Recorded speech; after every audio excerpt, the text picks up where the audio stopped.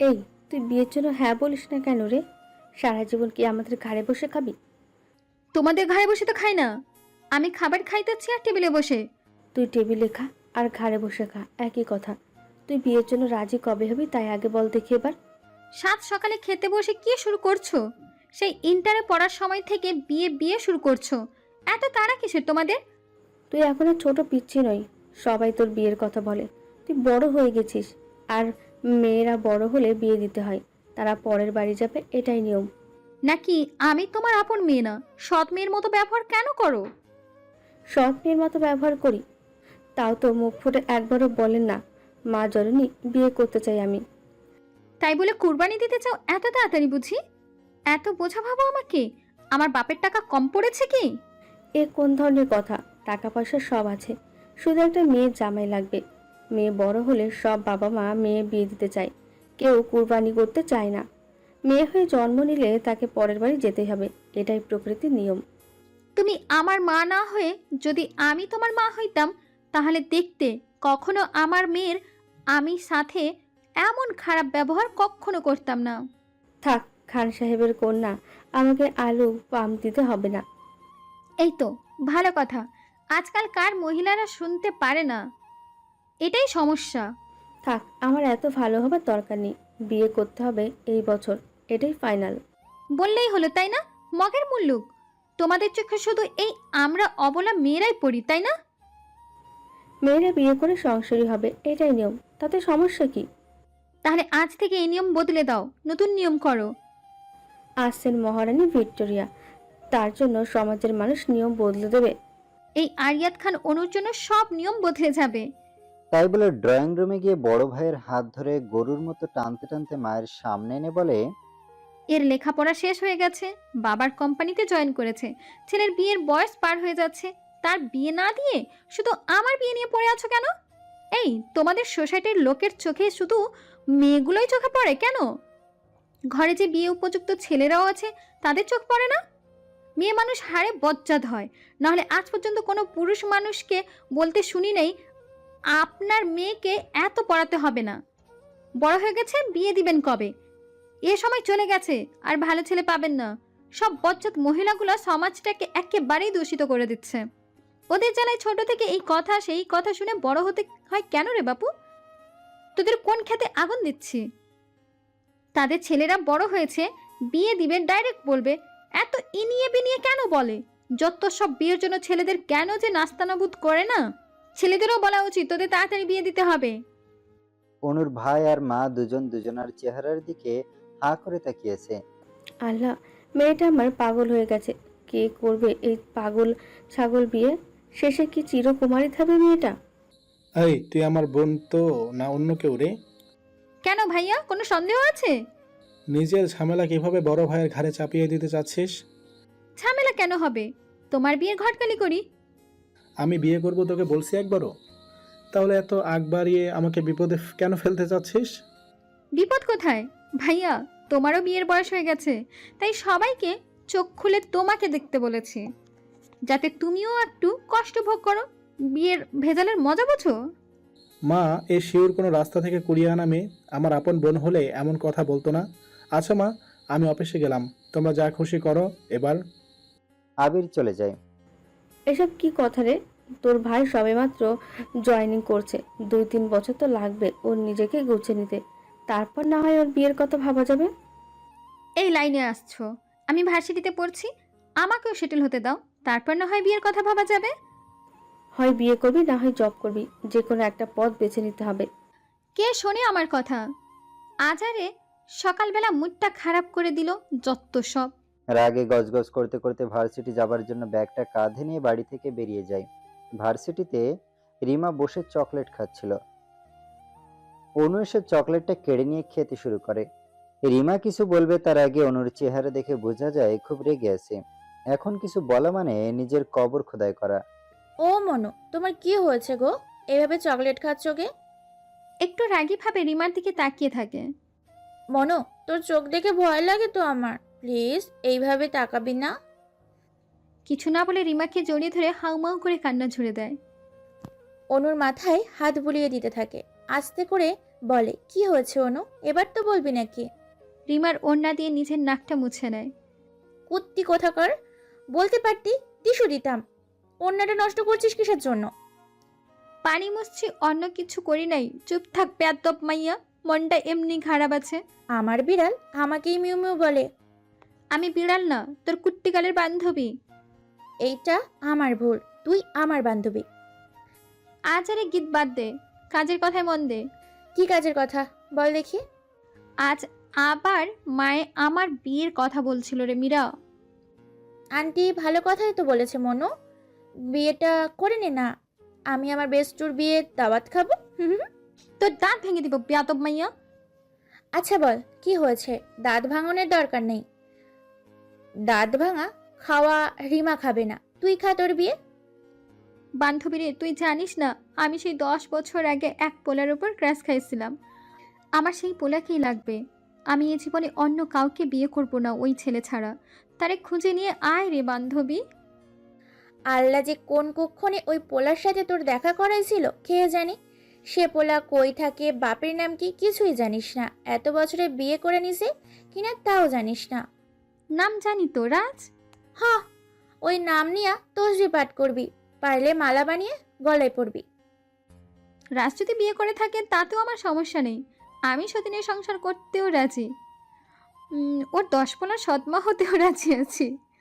না, তোর বাড়াবাড়ি বেশি হয়ে যাচ্ছে। এইভাবে চলতে থাকলে এই জীবনে তোর বিয়ে হবে না। না হলে চলবে, শুধু রাজকে পেলেই চলবে আমার। এবার তোর বাড়ির মানুষকে বলবো তাদের মেয়ে বিয়েতে না কেন বলে, তারা এই কথা জানলে তোকে জোর করে বিয়ে দিয়ে দেবে। শয়তান ছেমড়ি, তোর সাহস তো কম না। আজকে তোরে খাইছি আমি, দাঁড়া বান্দনি। ব্যাগ হাতে ভো দৌড় দিচ্ছে, জানে অনু এখন হাতের কাছে যদি পায় তাহলে মনে সুখে পিটাবে। রিমার পেছনে পেছনে অনু দৌড়ানি দিচ্ছে। দৌড় দিতে দিতে অনেক দূরে চলে আসে। রিমা হঠাৎ রাস্তার মাঝে চলে যায়। অনু রাস্তার পাশে হাঁপাতে থাকে। এমন সময় একটা গাড়ি চলে আসে ফুল স্পিডে। হঠাৎ রিমার পিছনে গাড়ি দেখে অনু চিৎকার দেয়। এমন সময় একটা গাড়ি চলে আসে ফুল স্পিডে। হঠাৎ রিমার পিছনে গাড়ি দেখে অনু চিৎকার দেয়, রিমা! চোখ মুখ কুঁচকে দাঁড়িয়ে যায়। গাড়ির মালিক খুব জোরে ব্রেক করে, কিন্তু শেষ রক্ষা হয় নাই। রিমা তবুও ধাক্কা খেয়ে পড়ে যায়। অনু জোরে ব্রেক করার শব্দ শুনে সামনে তাকিয়ে দেখে রিমা পড়ে আছে। তাড়াতাড়ি দৌড়ে গিয়ে রিমাকে জড়িয়ে ধরে কান্নাকাটি শুরু করে। একটু পর রিমা হঠাৎ বলে ওঠে, মরি নাই, বেঁচে আছি। শয়তানি কুত্তি, মরিস নাই তো, পড়ে আছিস কেন? দেখ তো, কপাল কেটে গেছে, হাত পা ছিলে গেছে। তাড়াতাড়ি চল, হাসপাতালে যাব। অনু রিমাকে সোজা করে ধরে উঠে দাঁড় করায়। তখন গাড়ির ড্রাইভার বাইরে এসে বলে, হেই ইডিয়েট! কেউ এভাবে মাঝ রাস্তার মাঝে এসে দাঁড়ায়? এমন মেয়েদের থাপ্পড় দিয়ে কান লাল করে দেওয়া উচিত। ওই বেড়ার ড্রাইভার, তোর সাহস তো কম না, তুই আমাকে থাপ্পড় দিয়ে কানলাল করে দিতে চাইছিস? আমিও এক থাপ্পড় দিয়ে তোর 24টা দাঁত ফালাই দিব। কি অসভ্য মেয়ে! কথা বলার সম্ভবত কোনো জ্ঞানই নেই। দেখেই বোঝা যাচ্ছে কোনো বস্তির থার্ড ক্লাস ফ্যামিলির মেয়ে। এই, তুই কাকে থার্ড ক্লাস বলছিস? বস্তির মেয়েরা বুঝি মানুষ হয় না? নিজে তো ড্রাইভার হয়ে আসছিস, ফুটানি দেখাতে যাব তো সব। জাস্ট মাইন্ড ইওর ল্যাঙ্গুয়েজ, ওকে? দেখ রে রিমা, আজকাল গাড়ির ড্রাইভারগুলোও দেখি পটর পটর করে ইংরেজিতে কথা বলে। এই বেয়াদব মেয়ে, এত ড্রাইভার ড্রাইভার করছো কেন? কোন দিক দিয়ে আমাকে ড্রাইভার মনে হচ্ছে? Look at me. এবার তার পা থেকে মাথা অবধি তাকিয়ে দেখে পায়ে দামি জুতা, দামি কমপ্লিট, সেটা পরার চোখে একটা সানগ্লাস। দেখতে মাশাআল্লাহ। শালার শেষে কিনা একটা ড্রাইভারের উপর ক্রাশ খাইলাম। হবে না, মানি না। অনু শুধু রাজকে ভালোবাসে। এসব ড্রাইভারের খাওয়ার নিয়ে সে যতই সুন্দর হোক না কেন। দেখেন, আমি জানি আজকাল ড্রাইভারগণ সেজে গুজে গাড়ি ড্রাইভ করে, তার মানে এই না যে আপনার ড্রাইভারের নাম খুঁজে যাবে। আপনি আবার আমাকে ড্রাইভার বলে অপমান করছেন। এর ফল কিন্তু ভালো হবে না। আমাকে আর পাবেন কোথায়, যে ফল দেখাতে আসছে? এই শহরেরই তো থাকবেন, ঠিক খুঁজে নেব। আমাকে ফাঁকি দেওয়া এতটাও সহজ না। ওরে আমার সোনা চান্দু আসছে আমাকে খুঁজতে। সারা বছর হাতে হারিকেন নিয়ে খুঁজলেও অনুকে খুঁজে পাবেন না। তাই বলে ড্রাইভারকে একটু ধাক্কা দিয়ে সামনে একটা ট্যাক্সি করে রিমাকে নিয়ে হাসপাতালে চলে যায়। কি বেয়াদব মেয়ে, আমাকে ড্রাইভার বলে অপমান করে গেছে। তারপর গাড়িতে বসে সে আগে গজগজ করতে করতে ড্রাইভ করে তার বাড়িতে যায়। এদিকে অনু হাসপাতালে আসার সময় রিমাকে বলে, বান্ধবী রে, আমার রুচি শেষে নষ্ট হয়ে গেছে। আর বলিস না বোন, শেষে কিনা ওই শালা ড্রাইভারের উপর ক্র্যাশ খেলাম আমি। শয়তানি, কি কইতে চাইছিস তুই? রিমার গাল টিপে ধরে বলে, রাজ আমার ভালোবাসা, প্রতিদিন যেসব ক্র্যাশ খাই সেসব হলো টাইম পাস। রিমা নিজের গলা ছাড়িয়ে নিয়ে বলে, তুই নজর দিবি না, আমি যেমনই হই না কেন, আমি আমার রাজের দিকে হনেস্ট আছি, বুঝেছিস? হাসপাতালে এসে রিমাকে একটা ডাক্তার দেখে। রিমার ড্রেসিং করে পট্টি করে দিয়ে বলে, কিছুদিন বিশ্রাম করলে ঠিক হয়ে যাবে। আচ্ছা ডাক্তার, আপনি কি বিবাহিত? না, কেন বলুন তো? না মানে আপনি দেখতে তো ভালোই, যে কোনো মেয়ে আপনাকে দেখে ক্র্যাশ খাবে। আপনি ক্রাশ খেয়েছেন নাকি তাই আগে বলেন শুনি। সামনে এত সুন্দর একজন ডাক্তার, তার উপর না ক্র্যাশ খেয়ে থাকা যায় বলুন? আরে আপনিও তো দেখতে ভালোই, বাড়ির ঠিকানাটা দিয়ে যান তো। ক্র্যাশ খাওয়ার সাথে ঠিকানার কি স্যার? কি সাত মানে? আপনি আমাকে পছন্দ করেছেন, আমি আপনাকে করেছি, তাই আপনার বাড়িতে আমার পরিবারের মানুষকে পাঠাবো আমাদের বিয়ের কথা বলতে। আহা, ফুলের কি শখ, চেনা নেই জানা নেই। আমি করব বিয়ে, থাক দরকার নেই ভাই, মাফ করেন আমাকে। তারপর রিমার হাত ধরে হনহন করে হাসপাতালের বাইরে এসে বলে, শালা ডাক্তারের কি শখ আমাকে বিয়ে করবে? আরে ডাক্তার কি জানে আমার একটা ক্রাশ পড়ে আছে? সে আজ সাথে নেই, তাতে কি হয়েছে, কিছুদিন পর অবশ্যই থাকবে।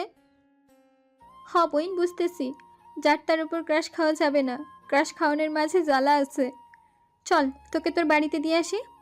রিমাকে তার বাড়িতে পৌঁছে দিয়ে অনু নিজের বাড়িতে চলে যায়। এদিকে চৌধুরী ভিলার সামনে গাড়ি পার্কিং করে সোজা বাড়ির ভেতরে এসে জোরে জোরে আরিয়ান চৌধুরী চিৎকার করছে। তার চিৎকার শুনে পুরো বাড়ির মানুষ নিচে জড়ো হয়। সবাই আরিয়ান চৌধুরীকে জমের মতো ভয় করে, কারণ সে খুব রাগী। যখন রেগে যায় তার সামনে কেউ দাঁড়াতে সাহস করে না। বাইরে যতটা রাগী, সে মনটা তার থেকে বেশি ভালো। আরিয়ানের বাবা আরিফ চৌধুরী ভয়ে ভয়ে ছেলেকে জিজ্ঞাসা করে, কি হয়েছে বাবা, এত রাগ করেছো কেন? আমাকে কি দেখতে ড্রাইভারের মতো লাগে? এত দামি দামি ড্রেস পরার পরও রাস্তার মানুষ আমাকে ড্রাইভার বলে সম্বোধন করছে। কার এত বড় সাহস যে তোমাকে ড্রাইভার বলার মতো এত বড় সাহস কলিজা রাখে? যার সামনে আমরা কথা বলার সাহস করি না, আস্তে আস্তে বলে। আমাকে এয়ারপোর্টে রফিক চাচা কেন আনতে যায়নি? রফিক যায়নি, অন্য ড্রাইভার তো পাঠিয়েছিলাম।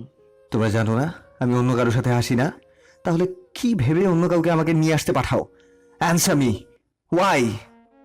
আসলে বাবা, জীবন হয়েছে কি জানো তো? তখন পেছন থেকে একজন বলে ওঠে, তাতে কি হয়েছে, সব সময় তোমার পছন্দের মানুষকে পাবে তার কোনো মানে হয় না। তখন পেছন থেকে একজন বলে ওঠে, তাই বলে ফুপু আম্মা সবসময় সবার ইচ্ছা আমি মেনে নিতে পারবো না। আরিয়ান, এখন কি তুমি আমার মুখে মুখে তর্ক করবা? তোমার কাছে আমার এতদিনে এই সম্মান? আরিয়ান ফুফু আম্মাকে জড়িয়ে ধরে বলে, না। তোমাকে আমি স্বপ্নেও অসম্মান করার কথা ভাবতে পারি না। জানি তো, আমার রাগী ছেলে আর যাই করুক আমাকে কখনো অপমান করতে পারে না। আমি কোনোদিনও কাউকে তোমাকে অপমান করতে দিব না। আসলে তোমার ড্রাইভার রফিক চাচা তোমাকে আনতে যাবার সময় হঠাৎ করে অসুস্থ হয়ে যায়, তাতে হসপিটালে ভর্তি করতে হয়, তাই বাড়ির অন্য ড্রাইভারকে তোমাকে আনতে পাঠাই আমরা। তাহলে এই কথা আমাকে আগে বলতে পারতেন। তা রফিক চাচা কেমন আছে এখন? রফিক ভাই এখন ভালো আছে, সে এখন তার বাড়িতে। ডাক্তার তাকে কিছুদিন বিশ্রাম করতে বলেছে, তাহলেই ঠিক হয়ে যাবে সে। আমি এক্ষুনি তার সাথে দেখা করতে যাব। না থাক, অনেক দূর থেকে অনেক বছর পর আসছো, কাল বা পরশু যাবে তার সাথে দেখা করতে। তুমি যখন বলেছো তখন তো আর তোমার কথার অবাধ্য হতে পারি না। সবই বুঝলাম, তা বাড়িতে এসে এভাবে চিৎকার করার কারণ কি ছিল এবার তো বলো। আর বলো না, একটা বেয়াদব ফাজিল মেয়ে আমাকে রাস্তার মাঝে ড্রাইভার বলে সম্বোধন করেছে। কোন দিক দিয়ে আমাকে ড্রাইভার মনে হয় বুঝি না। তা মেয়েটার সাহস আছে আমাদের এমন সুন্দর ছেলেকে কি করে ড্রাইভার বলছে? কোনো দিক দিয়ে ড্রাইভার মনে হয়? ব্যবহার দেখে তো মনে হয়েছে কোনো বস্তির থার্ড ক্লাস মেয়ে। আচ্ছা বড় আপা, অনেক বিচার হয়েছে, এবার আরিয়ান যাও বাবা, ফ্রেশ হয়ে আসো। তাই তো, এত কথার মাঝে ছেলেটা যে এত দূর থেকে আসছে সে কথা তো ভুলে গিয়েছি। যাও আরিয়ান, ফ্রেশ হয়ে আসো। তারপর আরিয়ান চলে যায় নিজের রুমে ফ্রেশ হতে। তারপর বিকালে চৌধুরী ভিলাতে কেউ একজন এসে আরিয়ানকে জড়িয়ে ধরে বলে, বড় ভাইয়া, তুমি আসছো? জানো তোমাকে কত মিস করছি। আর তুমি তো সারাদিন ব্যস্ত থাকো। তোমার যে একটা ছোট ভাই আছে সেদিকে কি খেয়াল আছে? এইভাবে হাসপাতাল থেকে এসে জড়িয়ে ধরে? ডাক্তার হয়ে এতটুকু জানিস না যে কত জীবাণু আছে তোর সাথে? যা, ফ্রেশ হয়ে আয় আগে। আরে তুমি ভুলে গেছো, তুমি যে এমন করবে তা আমি জানি। তাই হাসপাতাল থেকে একদম ফ্রেশ হয়ে তোমার কাছে আসছি। যাক, তাহলে ভালো করেছিস। বলে নিজেকে আয়াতের কাছ থেকে ছাড়িয়ে নেয়। শুনলাম তুমি নাকি নতুন নামের শিলমোহর পেয়েছো। মানে কি? শুনছি কেউ নাকি তোমাকে ড্রাইভার বলে গালি দিয়েছে। মজা নেওয়া হচ্ছে? তোর সাথে কেউ এমন করলে তখন বুঝবি। জানো, আজ এক মেয়ে আমাকে পটাতে চেষ্টা করেছে, কিন্তু তুমি তো জানো আমি আরিয়ান চৌধুরীর ছোট ভাই আয়াত চৌধুরী। আমাকে পটানো এত সোজা নয়। তাই? তাহলে কি করছো তুমি? ডাইরেক্ট মেয়ের বাড়ির ঠিকানা চাইছি। মেয়েটা ভয়ে পালিয়ে গেছে। খুব ভালো কাজ করেছিস। এসব মেয়েদের বেশি মাথায় উঠাতে নেই। তা রফিক চাচার কোনো খবর জানিস? হ্যাঁ, শুনেছি সে নাকি আরাম করতে গ্রামের বাড়িতে চলে গেছে। সেখানে কিছুদিন থাকবে, তারপর আসবে। ও, তাহলে একদিন সময় করে তার গ্রামের বাড়িতে গিয়ে দেখা করে আসবো। আচ্ছা ভাইয়া, যেদিন ইচ্ছে যেও। এদিকে অনু বাড়িতে বসে অনেক জায়গাতে চাকরির জন্য অ্যাপ্লিকেশন জমা দিয়েছে। সেসবের উত্তর আসতে কিছুদিন সময় লাগবে, কিন্তু বেচারির মা তার পিছু ছাড়ে না। তা আবিরের বাবা, তোমার মেয়েকে নিয়ে কিছু ভাবছো? কি আর ভাবা উচিত বলো তো? তোমার মেয়ের বিয়ের কথা কিছু ভাবছো? আচ্ছা, কি সমস্যা তোমার বলো তো? সারাদিন মেয়ের পেছনে বিয়ে বিয়ে করে পড়ে থাকো। মেয়েটাকে কি একটু শান্তিতে থাকতে দিবে না? একদম মেয়ের মুখের বুলি বলবে না। মেয়ের প্রতি মায়া থাকা ভালো, কিন্তু বেশি মায়া ভালো না। তোমার কপালে যখন আমার মতো ভদ্র শান্ত মানুষ জুটেছে, আমার মেয়ের কপালেও তেমন কেউ জুটবে। ওরে আমার, কোথাকার রাজা বাদশা আসছেন, না খুঁজে উনি পেয়ে যাবেন ওনার মেয়ের জন্য জামাই। ঠিক সময় হলে জামাই পাবো ইনশাআল্লাহ। জামাই বুঝে গাছে ধরে? যে সময় হলে তুমি তাকে গাছ থেকে পেরে আনবে। এসবের মাঝে অনু এসে ওর বাবাকে জড়িয়ে ধরে বলে, বাবা গো, সারা বছর আম্মু এমন বিয়ে বিয়ে করে, এসব কি ঠিক বলো তো বাবা? মোটেই না, একদম খারাপ করে তোমার মা। ও এখন বাপে আর মেয়ে মিলে আমাকে দোষী বানাবে। থাকবো না তোমাদের বাড়িতে, চলে যাব সবকিছু ছেড়ে। তুমি যাবে কেন? আমি যাব। আলহামদুলিল্লাহ, মেয়ের তাহলে বিয়ের জন্য মত আছে। ও হ্যালো, এক্সকিউজ মি মম, আমি কি একবারও বলেছি বিয়ে করব? তুই তো বলছিস এই বাড়ি থেকে চলে যাবি। তাই বলে তো বিয়ে করে শ্বশুর বাড়ি যাব এমন কথা তো বলি নাই। তাহলে কোথায় যাবি তুই? এই রহিমা খালা, এদিকে আসো। রহিমা ভেতরে আসে। কি গো রহিমা, তুমি কোথায় যাবে? আসলে আব্বাজান, আমি কয়েকদিনের জন্য গ্রামে যাব। আমার ভাই অসুস্থ, তারে দেখতে মেলা দিন যাই না গ্রামে। তা তুমি যাবে, ঠিক আছে। এখানে অনুর কি কাজ? অনু কি চাও তুমি? কিছু না, কিছুদিন তোমার থেকে মুক্তি। রহিমা খালার সাথে কিছুদিন গ্রামে গিয়ে থাকতে চাই। অবশ্যই তুমি গ্রামে যাবে, এখানে কারো কোনো অনুমতির দরকার নেই। ছুটে গিয়ে বাবাকে জড়িয়ে ধরে বলে, লাভ ইউ বাবা। এই না হলে বাবার মতো বাবা। আমি তো তোর শত্রু, তাই না রে? তার থেকে কম না, বুঝছো? তুমি একটু বেশি বেশি অনুকে নিয়ে চিন্তা করো। কি করব, মেয়েটা যে আমার খুব দোষী। অনু বলে ওর মায়ের কপালে চুমা দিয়ে চলে যায় রেডি হতে, কারণ আজ রাতে ওরা গ্রামের পথে রওনা দেবে। তারপর অনু আর রহিমা গ্রামে চলে যায়। এদিকে গ্রামে এসে অনুর সেই মজা করছে।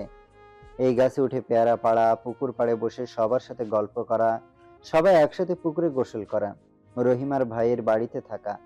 সে বাড়িতে অনুকে দেখে কেউ বলবে না অনু এদের কেউ না, এ বাড়ির সদস্য মনে হবে তাকে। অনু খুব মিশুক স্বভাবের, যে কোনো পরিবেশে সে নিজেকে মানিয়ে নিতে খুব ভালো মতো পারে। অনুর মাঝে কোনো অহংকার নেই, একদম সাধারণ সে, কিন্তু তার মাঝে অনু অসাধারণ একজন। রহিমার পরিবারের সবার সাথে মিলেমিশে তার দিন ভালোই যাচ্ছে। অনু যেখানে থাকবে সেখানে কোনো অকাজ হবে না, তা কি কখনো হতে পারে? কখনো না। আজও তার ব্যতিক্রম কিছু করে নাই অনু। সকালবেলা ঘটায় এক অঘটন। আচ্ছা, অনু তো ফাজিল কেন? কি জানি নতুন কি বিপদ ঘাড়ে আনবে সে। অনু সকালে ঘুম থেকে উঠে ঘুম ঘুম চোখে এক মগ পানি নিয়ে ঘরের ভিতরে আসে কুলি করে মুখ ধৌত করতে। সে মুখে পানি নিয়ে কুলকুচি করে মুখের পানি পিছনে ফেলে দেয়, কিন্তু সে পানি কারো গায়ে পড়ে। সে ব্যক্তি চিৎকার দিয়ে বলে, ইউ ডার্টি গার্ল! কেউ মুখের নোংরা পানি কারো গায়ে ফেলে? অনু এবার দুচোখ ভালোভাবে কষলে তাকিয়ে দেখে এ আর কেউ না, সেই শয়তান বেডা। আমি ইচ্ছা করে পানি আপনার গায়ে ফেলে দিইনি। ইচ্ছে করে আমাকে এমন নোংরা পানি দিয়ে ভিজিয়ে দিয়েছেন। অনু আর কিছু না বলে মগে থাকা বাকি পানি ও আরিয়ানের গায়ে ছুড়ে দেয়। তারপর বলে, প্রথমে নোংরা পানি দিয়েছি না চেনে, এবার পরিষ্কার পানি দিয়ে পরিষ্কার করে দিয়ে গেলাম। বলে অনু অন্যদিকে চলে যায়। এই বেয়াদব মেয়ে যে কেন আমার সামনে আসে আল্লাহ জানে। কোন জন্মের শত্রুতা আছে মাবুদ এই মেয়ের সাথে? তারপর আরিয়ান রফিক চাচাকে দেখতে তার বাড়ির ভেতরে যায়। রফিক চাচার সাথে কথা বলে। আরে আরিয়ান বাবা যে এত কষ্ট করে এখানে কেন আসতে গেলেন? আমাকে বলতেন, আমি চলে যেতাম দেখা করতে। আরে চাচা কি যে বলেন, আপনি আমাকে এত ভালোবাসা দিয়েছেন, আর আপনার জন্য আমি এইটুকু কাজ করতে পারবো না? তাই কখনো হতে পারে? তা আরিয়ান বাবা, আপনার শার্ট ভিজে গেছে কি করে? বাইরে তো রোদ, বৃষ্টি তো নাই। আরিয়ান নিজের দিকে তাকিয়ে বলে, চাচা সবসময় ভিজতে বৃষ্টি লাগে না, এই বৃষ্টি মানুষের দান। তার মানে আমাদের এখানে কেউ অকাজ করেছে। বাবা, আমি আমাদের এলাকার মানুষের হয়ে ক্ষমা চাইছি। আরে চাচা কি যে বলেন, আপনি কেন ক্ষমা চাইবেন? এই কথা বাদ দিন।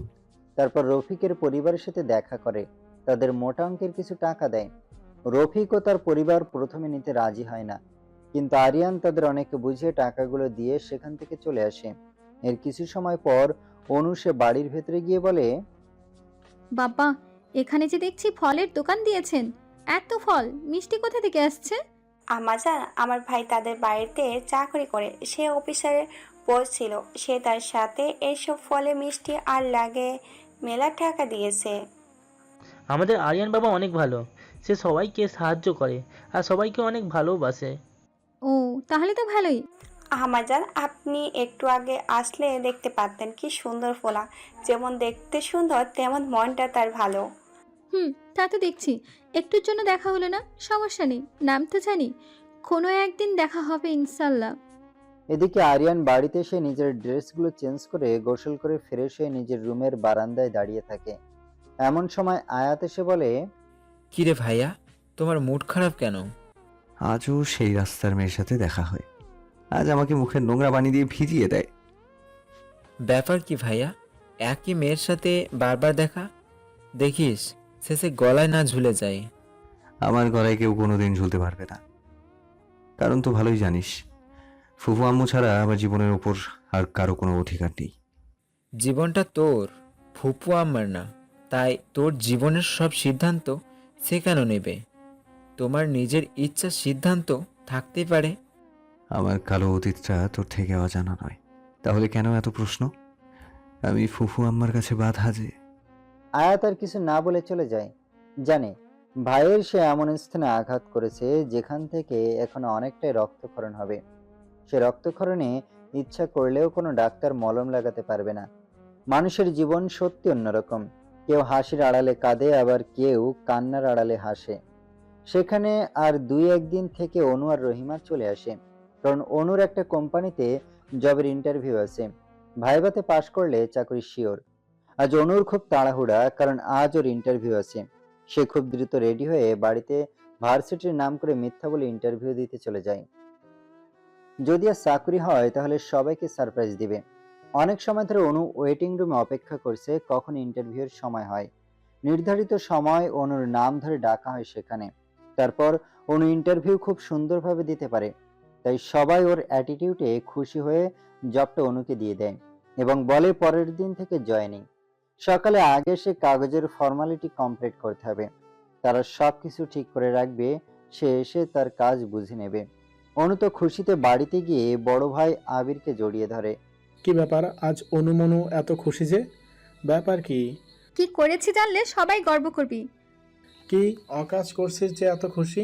অনু আবিরকে ছেড়ে দিয়ে সোজা সামনে দাঁড়িয়ে কোমরে 2 হাত দিয়ে বলে, মোটেই কোনো অকাজ করি নাই, কি করেছি জানলে সবই গর্ব করবি। তুই করবি, গর্ব করার মতো কাজ ভাবা যায়? কোন অকাজ যে করছিস আল্লাহ জানে। অনুর বাবা অনুর হাত ধরে নিজের পাশে বসিয়ে বলে, কি করেছো মামুনি, বলো তো শুনি। বাবা, আমার চাকরি হয়ে গেছে। তোকে কোন অফিসের মানুষ চাকরি দিল রে? দেখ, কোনো অফিসের মাছি তাড়াবে, সে কাজ পেয়েছে। তা না হলে ওর যে যোগ্যতা, কে দিবে ওর মতো মেয়েকে কাজ? এই, তোমরা চুপ করবা। অনুমা, বলো তুমি কোথায় চাকরি পেয়েছো? বাবা, আমি চৌধুরী গ্রুপ অ্যান্ড কোম্পানিতে চাকরি পেয়েছি। কাল থেকে জয়েনিং করব। এই দেখো জয়েনিং লেটার। সবাই তো পুরাই ভ্যাবাচাকা খেয়ে যায়।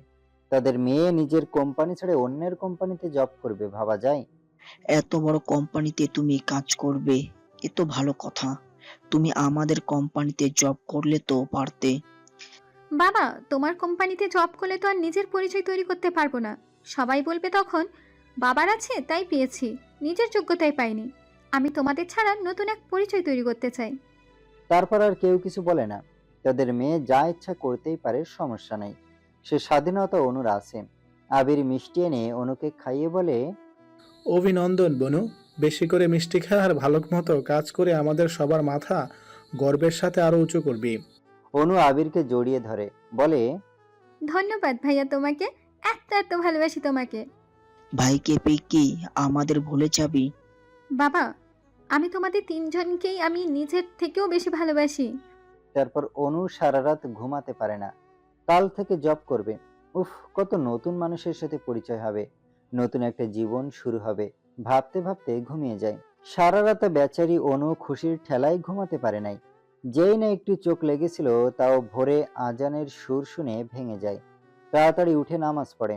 নামাজ পড়া শেষ কি করবে তাই ভাবতেই থাকে। সে ভোর থেকে রেডি হতে শুরু করে। নিজেকে একদম পারফেক্ট ভাবে রেডি হয়ে বসে থাকে। এদিকে সকাল 8টায় নাস্তার টেবিলে অনু বনু, তা রাতে ঘুম ঠিক মতো হয়েছে তো? অনু একটু ভাব, কেন, রাতে ঘুমের আবার কি হবে? ঘুম ঠিকমতো কমপ্লিট হয়েছে, তা নিয়ে তোমাদের ভাবতে হবে না। কি যে বলিস, আমি না ভাবলে কে ভাববে বল? জানিস, প্রথম যেদিন আমি বাবার অফিসে জয়েন করি সেই দিন সারা রাত আমার একটুও ঘুম আসে নাই। খুব টেনশন কাজ করছিল মাথায়। আমার কোনো টেনশন নেই। তোমাকেও আমার টেনশনের কথা বলে মরি, তাই না? আবিদ, বাদ দাও অনুর কথা। যে দুষ্টু মেয়ে, আর না আছে কোনো কাজের যোগ্যতা। আজ জয়েন করবে তো আজকে এই চাকরি ছেড়ে চলে আসবে। যদি চাকরি ছেড়ে না আসি তখন কি করবে? তুই যদি 1 মাস চাকরি করতে পারিস তাহলে আর বিয়ের কথা বলবো না, কিন্তু যদি ছেড়ে চলে আসিস তাহলে তোকে আমাদের পছন্দ মতো বিয়ে করতে হবে। আমি রাজি। আমিও দেখিয়ে দিব আমি কি করতে পারি। তোমাদের কথা মতো জীবনেও বিয়ে আসরে বসবো না। তারপর অনু তাড়াতাড়ি সবার থেকে বিদায় নিয়ে অফিসে যাবার জন্য বেরিয়ে যায়। অনু রাস্তা দিয়ে যাচ্ছে আর ভাবছে, আমাকে কি বাড়ির মানুষ ছাগল পেয়েছে যে বিয়ে দিয়ে বিদায় করবে? এই অনুকে তো চেনো না। অনু কি জিনিস? অফিসের গেটে ঢুকতেই সে আরিয়ানের সাথে ধাক্কা খায়। সামনে তাকিয়ে বলে, ওরে শালার ছেঁচড়া কানা, আমারে ফলো করতে করতে আমার অফিসে চলে আসছিস? হেই জাজিগার, আর ইউ ক্রেজি? নিজেকে আয়নাতে ভালো মতো দেখেছো যে তোমাকে ফলো করতে যাব এই আমি? Look at me. ওরে আমার সোনা চান্দু, আমি যেখানে যাই সেখানেই পৌঁছে যাই। আবার আমাকে নিয়ে নিন্দা করতে আসছে। নিজে বাড়িতে গিয়ে ভালো করে আয়নায় দেখুন। আজ অফিসে প্রথম দিন বলে কিচ্ছু বলছি না, নাহলে ঘাড় মুটকে দিতাম।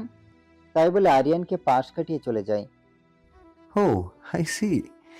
এই ডার্টি গার্ল এই অফিসে, not bad for her. Wait and see. আমাকে অপমান করার শখ মিটে যাবে। অনুকে অফিসের ম্যানেজার কিছু কাগজ দেয় স্বাক্ষর করতে। কাগজে কি লেখা আছে তা না পড়ে স্বাক্ষর করে দেয়। অনু ম্যানেজারের হাতে কাগজগুলো দিয়ে বলে, কি কাজ আজ থেকে আমার? আজ থেকে আপনি এই অফিসের বসের পিএ। কিন্তু আমি তো একজন সাধারণ কর্মচারী হিসেবে কাজ করতে আসছিলাম, বিয়ে কি করে হয়ে গেলাম? আমি জানি না, হয়তো আপনার মাঝে কোনো ভালো গুণ দেখেছে তাই এ পোস্টের অফার করেছেন। আপনি বরং বসের সাথে কথা বলে দেখুন। এখান থেকে সোজা গিয়ে বাম পাশে স্যারের কেবিন। অনু সোজা বসের কেবিনে এসে নক করে। অনুমতি পাবার পর রুমে প্রবেশ করে। স্যার, আমি তো সাধারণ কর্মচারী হিসেবে কাজ করতে আসছিলাম, এত বড় পোস্ট কিভাবে আমাকে দিলেন? এর যোগ্য তো আমি না। নিজের মুখের সামনে থেকে ফাইল সরিয়ে বলে, জানি তো আপনি পিএ হবার যোগ্য না। আপনি এখানে বসের কেবিনে কি করছেন? আমার অফিসে আমি থাকবো না তো কি থাকবে আপনার বর? অনু একটু লজ্জা পেয়ে বলে, না স্যার, সে থাকলে কি আপনি সামনে থাকতেন? Just shut up you idiot. এই, একদম ধমক দিয়ে কথা বলবেন না। আপনার মতো মানুষ এ অফিসে বস আগে জানলে কখনো কাজ করতে আসতাম না। তাই? তাহলে কি করতে এসেছেন? প্রেম করতে, তাই বুঝি? আপনি কি দেখে যে বস হয়েছেন আল্লাহই জানে, ড্রাইভার হবারও যোগ্যতা নাই আপনার। অনেক অপমান করেছেন, এবার আমার পালা মিস। আরিয়াত খান অনু। বাবা, নামের কি বাহার! আয়াত খান অনু, তার নামের সাথে কি কাজেরও মিল আছে? কাজের মিল থাক বা না থাক তাতে আপনার কি? আমার কিছু না, আবার অনেক কিছু। এখন আপনি আমার পিএ। কিসের বিয়ে করবো না আপনার চাকরি, চলে যাব আমি আমার বাড়ি। বলে দরজা খুলবে তখন তাহলে 50 লক্ষ টাকা দিয়ে যান। অনু থ হয়ে দাঁড়িয়ে যায়, ফিরে এসে বলে, কিসের টাকা? চাকরি করব না তো টাকা কেন দিব? আপনি একটু আগে যে কন্ট্রাক্ট পেপারে সাইন করেছেন তাতে লেখা আছে 1 বছরের আগে এই অফিস থেকে আপনি কাজ ছেড়ে যেতে পারবেন না। আর 1 বছরের আগে যদি যান তাহলে অফিসকে টাকা দিতে হবে। টাকা দিতে রাজি আছি, তাও চাকরি করব না। এমন সময় অনুর মার কথা মনে পড়ে। চাকরি করবি না, বিয়ে করে সংসার করবি। বাবা, ড্যাডি গার্ল দেখছি টাকার গরম আছে। অনু কিছু না বলে ভ্যা ভ্যা করে কান্না শুরু করে। আরিয়ান ধমক দেয় জোরে। একদম চুপ। অনু আরিয়ানের হাত ধরে বলে, স্যার গো, আপনার চাকরি করতে আমি রাজি আছি। 50 টাকা হলে কথা ছিল, এত টাকা আমি কোথায় পাবো? আচ্ছা, এইবার না ঘুঘু লাইনে এসেছো। যাও, আমার ডান পাশের কেবিনটা তোমার, সেখানে গিয়ে বসো। আমি দরকার হলে ডাক দেব। অনু নিজের ডেস্কে বসে আরিয়ানকে হাজার গালি দিচ্ছে। শালা হনুমানের 14 নম্বরের বংশের নাতি, খচ্চরের বড় বাপ, শয়তানের নানা। তুই কি ভাবছিস তোর টাকা দিবার ভয় চাকরিতে জয়েন করেছি? আরে বোকা না, বিয়ের ভয় করছি। চাকরিটা না থাকলে মা বিয়ে দিয়েই দেবে, তাই। একটু পর আরিয়ান অনুকে ডেকে পাঠায়। স্যার, আমাকে ডেকেছেন? না, আমি তো আমার পিএকে ডাকছি। জি, আপনার বিয়ে হাজির, বলুন কি করতে হবে? নিচে গাড়িতে আমার কিছু ফাইল আছে, তা সিঁড়ি দিয়ে হেঁটে আনতে হবে। এ আর কি কথা, আমি এক্ষুনি আনছি। নিচে এসে গাড়িতে দেখে 4-5টা ফাইলের বান্ডেল বাঁধা। তা এত যে সে একেবারে নিয়ে যেতে পারবে না। শয়তান বান্দরবন, তোর মনে এই ছিল? অনুরে, তুই আজ মরে ভূত রে। অনু সেই ফাইলগুলো নিয়ে অনেক কষ্ট 3-4 বার 10 তলা ওঠানামা করে শেষে বসের কেবিনে বসে কান্না শুরু করে। সবে শুরু ড্যাডি গার্ল, আগে আগে দেখো আরো কত কি করি। আমাকে মেরে ফেলতে চান? এমন ইনোসেন্ট বাচ্চা মেয়ের সাথে এমন করতে একটু কষ্ট লাগে না? কষ্ট লাগে তো, তাই এখন তোমাকে ছুটি দিচ্ছি। কাল ঠিক 9টায় অফিসে থাকে। খুশি হয়ে ঘড়ির দিকে তাকিয়ে দেখে 6টা বাজে। নাক সিটকে বলে 1 ঘন্টা আগে অফিসে সময় হয়ে গেছে, এখন নাকি ছুটি? আরো সময় থাকতে চাও তাহলে থাকো, আমার কোনো সমস্যা নেই। আমার মরার শখ নেই। তাই বলে তাড়াতাড়ি বাড়িতে চলে আসে। অনু বাড়িতে এসে কোনো রকমে ভেতরে প্রবেশ করে অনেক কষ্টে নিজের রুমে গিয়ে শুয়ে পড়ে। কিরে, তুই হাত মুখ না ধুয়ে নাস্তা পানি না খেয়ে এভাবে শুয়ে আছিস কেন? সব আমার কর্মের ফল। তোমার আবদার না পূরণের যে সংকল্প নিয়েছি, তার জন্য এ ভোগান্তি আমার। তোর কি মাথা ঠিক আছে? এসব কি উল্টোপাল্টা কথা বলিস? কিছু না, আমার হাত পা মাথা ব্যথা করছে। একটা ব্যথা কম হবার মেডিসিন দিয়ে যাও তো। তুই তো অফিসে কাজ করতে গিয়েছিলি, কোনো মাঠে তো হাল চাষ করতে যাসনি, তাহলে তোর হাত পা ব্যথা হলো কিভাবে? দেখো, এত কথা বলতে পারবো না। মেডিসিন দিলে দাও, না দিলে যাও। আজ এরা কানের কাছে ঘ্যান ঘ্যান করো না তো। তোর যে মাঝে মাঝে কি হয় তা একমাত্রই আল্লাহ জানে। থাম, মেডিসিন দিয়ে যাচ্ছি। অনুর মা মেডিসিন দিয়ে যায়। মেডিসিন খেয়ে অনু চুপচাপ শুয়ে থেকে মনে মনে আরিয়ানকে মনের সুখে হাজার হাজার গালি দিতে থাকে। শালার বস, তোরে আমি তেলা পোকার জুস বানিয়ে খাওয়াবো কফির মাঝে মিশিয়ে, আর না হয় টিকটিকির সাথে তোর বিয়ে দিব। জঙ্গলি কুত্তা একটা, আমাকে দিয়ে এত কাজ করাইছে, আমি অসুস্থ হয়ে গেছি। আল্লাহ তোর ভালো কোনোদিন করবে না। এসব ভাবতে ভাবতে ঘুমিয়ে যায়। সকালে অনু তাড়াতাড়ি উঠে ফ্রেশ হয়, নিজে কোনো রকম ভাবে তৈরি হয়ে নিচে এসে হালকা নাস্তা করে। আজ নাস্তার টেবিলে অনু চুপচাপ ছিল, তারপর আর কিছু না বলে অফিসে চলে যায়। অনু অফিসে আরিয়ানের আগে আসে। আরিয়ানের কেবিনে ঢুকে টেবিলের সবকিছু ঠিকঠাক ভাবে গুছিয়ে চুপচাপ কেবিনের বাইরে বসে দারোয়ানের মতো পাহারা দিচ্ছে কখন ওই উগান্ডার বাসিন্দাদের জামাই আসে। আরিয়ান অফিস এসে দেখে অনু দারোয়ানের স্থানে বসে আছে চুপচাপ, কিছু না বলে কেবিনে প্রবেশ করে দেখে সবকিছু পারফেক্ট ভাবে সাজিয়ে রাখা। শালার বস কাল তো আমাকে দিয়ে খালি খালি হালের বলদ চড়ানোর মতো চড়াইছে, আজ খালি কিছু উল্টাপাল্টা করুক, এক লাথি দিয়ে উগান্ডার সাগরে ফেলাই দেবো বজ্জাত বেড়া। আরিয়ান একটু পর অনুকে সাথে করে অফিসের বাইরে মিটিং এর জন্য যায়। মিটিং শেষে সেখান থেকে সবাই লাঞ্চ করতে রেস্টুরেন্টে যায়। আরিয়ান অনুকে নিয়ে বেয়ারার কাজ করায়। অনু সবাইকে খুশি মনে খাবার সার্ভ করে, সুন্দর মতো সবার দেখাশোনা করে। সবার খাবার শেষে আরিয়ান উঠে অনুর হাতে 1000 টাকার নোট দিয়ে বলে, এটা রাখো। অনু টাকা হাতে নিয়ে জিজ্ঞেস করে, স্যার কিসের জন্য টাকা দিচ্ছেন আমাকে? কেন দেবো জানো না? হো, তুমি জানবে কি করে? এত বড় হোটেলে কখনো এসেছো? কখনো যে আসনি তা জানি। তুমি যে সবাইকে যে খাবার পরিবেশন করেছো, এটা তার জন্য সবার পক্ষ থেকে তোমার টিপস। তা আমাকে আপনি বেয়ারের কাজের জন্য টিপস দিচ্ছেন? অনু আরিয়ানকে বলে, ওয়েট এ মিনিট স্যার। নিজের ব্যাগ থেকে আরো 1000 টাকার নোট বাইর করে সেখানে থাকা সার্ভেন্টের হাতে দিয়ে বলে, এই 2000 টাকা আপনার টিপস আমাকে সাহায্য করার জন্য। আরিয়ান রেগে বলে, আমাকে অপমান করা হচ্ছে এভাবে? স্যার আগে জানতাম বড় লোকেরা কিপটে হয়, এখন দেখছি শুধু কিপটে নয় হার কিপটে হয়। না হলে এত কষ্ট করে সার্ভ করলাম, তার বিনিময়ে শুধুমাত্র 1000 টাকার নোট। সত্যি বড় লোকদের নিয়ত ভালো না। অনু, আর ইউ ইনসাল্টিং মি? ভুলে যাবে না আমি তোমার বস। কি করতে পারি তোমার সাথে? ছিছি স্যার, আমি আর অপমান, তাও আপনাকে? এটা করার কোনো অধিকার এই ডার্টি গালে নেই। I think sir I have just done my job, so I should leave now. Bye, see you soon. বলে অনু চলে যায়। তারপর আরিয়ান সবাইকে বিদায় দিয়ে বাড়িতে চলে যায়। রাগে অপমানে আরিয়ানের পুরো শরীর জ্বালা করেছে। কি সাহস ওই ফাজিল মেয়ের আমাকে অপমান করে!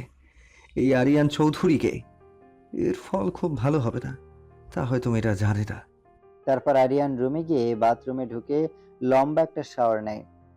আরিয়ান গোসল কমপ্লিট করে রেডি হয়ে নিচের ড্রয়িং রুমে আসে পুরা পরিবারের সাথে বসে আড্ডা দিতে। তখন ওর ফুপু আম্মা বলে, আরিয়ান তোমার তো দেশে আসা অনেক দিন হয়ে গেছে, জি ফুপু আম্মা। আমি ভাবছি তুমি এবার সংসারী হও, তোমার জন্য মেয়ে দেখা শুরু করছি। আরিয়ান একটু চুপ থেকে বলে, আচ্ছা, আপনি যা ভালো মনে করেন আমি তাই করব। সেখান থেকে উঠে নিজের রুমে চলে আসে। আরিয়ান নিজের দুহাতে মুঠো করে নিজেকে বলে, কেন 10 বছর আগে ওই দুর্ঘটনা ঘটে? আমার জীবনটা কেন এইভাবে এলোমেলো হয়ে গেছে? কি দোষ ছিল আমার? আমি তো আমি নই। আমি আমার আগের আমিটাকে বড্ড মিস করি। পিছন থেকে আয়াত এসে আরিয়ানের কাঁধে হাত রেখে বলে, ভাইয়া আর কত এভাবে কষ্ট নিজে পাবি? এবার তো থাম। জানি না, যতদিন না আমি মরে যাচ্ছি ততদিন তো এভাবে থাকতে হবে। ভাইয়া তুই মোটেও মরার কথা বলবি না প্লিজ, তোকে হারাতে পারবো না, আবার এভাবে তিলে তিলে কষ্ট পেতে দেখতে পারবো না। আরিয়ান আয়াতকে জড়িয়ে ধরে বলে, এই ঘটনা আমার আমিটাকে আমার থেকে বহু দূরে নিয়ে গেছে। আয়াতের অগোচরে আরিয়ানের চোখ থেকে কয়েক ফোঁটা জল গড়িয়ে পড়ে। কিসের এত কষ্ট আরিয়ানের? কি আছে ওর অতীতে যা আড়ালে লুকিয়েছে? এদিকে অনু বাড়িতে এসে রাগে গজগজ করতে করতে বলে, আচ্ছা তুমি বলো তো খালা, বড় লোকেরা এত খারাপ হয় কেন? হামাজান এগুলো কি থাকেন আপনি? আপনারও তো বড় লোক আর কত ভালো মানুষ। কিসের ভালো কিসের খারাপ? যাদের বেশি টাকা থাকে তাদের মনটা তার থেকে বেশি ছোট হয়। আমাজান আপনারে কেউ কিছু কইছে নাকি? কেউ আমাকে কিনা 1000 টাকা টিপস দেয়, ভাবা যায়? শালা দিবি যখন তখন 5-10 হাজার টাকা তো দিবি না, ফকিন্নির মতো 1 টাকা দেয়। ওই ব্যাডার কপালে জীবনে ভালো বউ জুটবে না। ও ভাবিজান, দেখছি আমাজানের কথায় মন খারাপ হয়ে গেছে। তাড়াতাড়ি আহেন গো ভাবিজান। এই খালা, আম্মারে কেন ডাকো? যাও আমার রুম থেকে চলে যাও। যত সব, কাউরে মনের কথা বলাও দেখি পাপ। একমাত্র রিমা আছে যার কাছে সব কথা আমি বলতে পারি। সে সময় রেডি হয়ে অনু রিমার বাড়িতে চলে যায়। আরে অনু, মনুরু, যে তা হঠাৎ এতদিন পর বুঝি আমার কথা মনে পড়ছে? সারা বছর মনে পড়ে, কিন্তু সময় কই। মায়ের বিয়ের চক্কর থেকে বাঁচতে গিয়ে আরেক চক্করে পড়েছি রে। তা তো বুঝলাম। তুই ব্যস্ত না হলে আমাকে বলবি কখন? আমি না হয় ব্যস্ত, তুই কেন যোগাযোগ করিস না? আরে কি বলবো, রিমি আপুর বিয়ে নিয়ে বাড়িতে কথাবার্তা চলতেছে, তাই ব্যস্ত। তোর বোন আর বিয়ে? যে ড্রেস চেঞ্জ করার মতো বয়ফ্রেন্ড বদলায় সে করবে বিয়ে, ভাবা যায়? এই জন্যই তো আবার বিয়ে দিয়ে আপনিকে সংসারী করা হবে, যাতে স্বভাবটা বদলায়। কয়লা ধুলে কিন্তু কয়লার ময়লা চায় না। তোর বোন ঠিক তেমন। যার কপালে তোর বোন আছে, সে পোলার কপালে মনে হয় ঠাডা পড়া আছে। অনু আপু মোটো এত খারাপ না। শোন, তোকে একটা কথা বলি আজ। যেদিন রিমি আপুর বিয়ে হবে তুই সাবধানে থাকবি। বলা যায় না, তোর বোন বিয়ের দিন পালিয়ে গেলে তোকে ধরে ওর বরের সাথে বিয়ে দিয়ে দেবে রে। কথায় আছে না, শকুনের দোয়াতে গরু মরে না। তোর কথা মতো আমার আপু পালাবে না। দৌড় বাদ দে। তোর বোনের বিয়ের জন্য আমার আবার ছুটি নিতে হবে, ভাবা যায়? যে খচ্চর বস ছুটি দিবে কিনা আল্লাহ মালুম। আচ্ছা, তোর দিনকাল কেমন যাচ্ছে রে? খারাপ রে, খুব খারাপ। এমন এক বস কপালে জুটছে আমাকে নাস্তানাবুদ করে ছাড়ে। আহারে আমার মনু পাখিটা, এর থেকে বিয়ে করে সংসার করলে ভালো কাজ হতো। তুই ওই মায়ের সুরে কথা বলছিস? দূর ভাল লাগে না। এই অনেক রাত হয়েছে, বাড়ি যাই। অন্য আরেকদিন দেখা করতে আসবো। আজ এখান থেকে গেলেও তো পারতি। অন্যদিন আসবো, আজ তো যেতে হবে। রিমার থেকে বিদায় নিয়ে ওদের বাড়ির বাইরে চলে আসে। অনু ঘড়িতে চোখ বুলিয়ে দেখে রাত 1:30 বাজে। আল্লাহ গো, এখন বাড়ি যাবো কেমন করে? বাড়ির গাড়ির তো লগে হানি নেই। আম্মা গো, এখন আমার কি হবে? যা আছে কপালে তাই হবে, এর থেকে বেশি কিছু হবে না। এসব ভাবতে ভাবতে রিমাদের বাড়ি থেকে অনেকটা দূরে রাস্তার পাশে এসে দাঁড়িয়ে দেখছে বাড়িতে যাবার জন্য কোনো গাড়ি পাওয়া যায় কিনা। অনেক রাত হবার জন্য কোনো গাড়ি পর্যন্ত পাওয়া যাচ্ছে না। আজ বাড়ি থেকে গাড়ি তো আনি নেই, তা ঠিক, কিন্তু সাথে মরার মোবাইলটাও আনতে ভুলে গেছি। আজ যদি একটা প্রেমিক থাকতো তাহলে কোনো দিন মোবাইল বাড়িতে ভুলে রেখে আসতাম না। অনুরে, আজ যদি তোর 5-10টা বয়ফ্রেন্ড থাকতো তাহলে একটা না একটা তো ঠিকই কাজে আসতো। এমন সময় পেছনে কোনো শব্দ শুনতে পায়। পেছনে তাকিয়ে দেখে কয়েকটা ছেলে অনুর দিকে এগিয়ে আসছে। অনু মনে মনে ভাবছে, এত রাতে এমন খারাপ পোলাপান মোটেই সিচুয়েশন সুবিধার নয়। আল্লাহ, বিয়ে এখনো করি নাই, 10-5টা বাচ্চা হলো না, এক্ষুনি মরতে চাই না। সাহায্য করতে কেউ আসবে না, নিজেকে নিজের সাহায্য করতেই হবে। আবার অনু বিড়বিড় করে বলে, ওরা এসে আমার সাথে খারাপ কিছু করার আগে আমাকে এখান থেকে পালিয়ে যেতে হবে। যেই ভাবনা অনুর সেই কাজ। অনুর দৌড় দেওয়া দেখে ছেলেগুলাও অনুর পিছনে দৌড় দেয় আর বলতে থাকে, ওই সুন্দরী, দাঁড়াও, পালাই যাও কেন? আমাদের সাথে একটু মজা করে যাও। মাঝরাতে এমন ফাঁকা রাস্তা আর কখনো পাবে না। অনু মনে মনে কত দোয়া দরুদ যে পড়ছে তা আল্লাহ জানে। আল্লাহ, এই রাতে আমার কি হবে? কে বাঁচাবে আমাকে? আমি তো কোনো গল্পের নায়িকা না যে হিরো এসে আমাকে বাঁচাবে। আল্লাহ, আজ যদি একটা হিরো থাকতো তাহলে খুব বেশি কি ক্ষতি হতো? অনু নিজের কাঁধের ব্যাগটা জড়িয়ে ধরে, মরিবাচি দৌড় দেয়। চোখ কান সব যেন সে আকাশে উঠায় রাখছে। বেচারি খুব ভয় পেয়েছে আর হাঁপাতে হাঁপাতে রাস্তার মাঝে চলে আসে। তারপর হঠাৎ করে একটা গাড়ির সাথে অনু ধাক্কা খায়। খুব একটা জোরে ধাক্কা লাগে না, তারপরও নিজের ব্যালেন্স রাখতে না পেরে রাস্তায় ছিটকে পড়ে গিয়ে একটি কপাল কেটে যায়। গাড়ি থেকে মানুষটা নেমে এসে অনুর হাত ধরে সোজা করে দাঁড় করিয়ে দেয়। অনু কোনো কিছু না দেখে না বুঝে ভয়ে সামনের মানুষটাকে জড়িয়ে ধরে কান্না শুরু করে। প্লিজ আমাকে বাঁচান।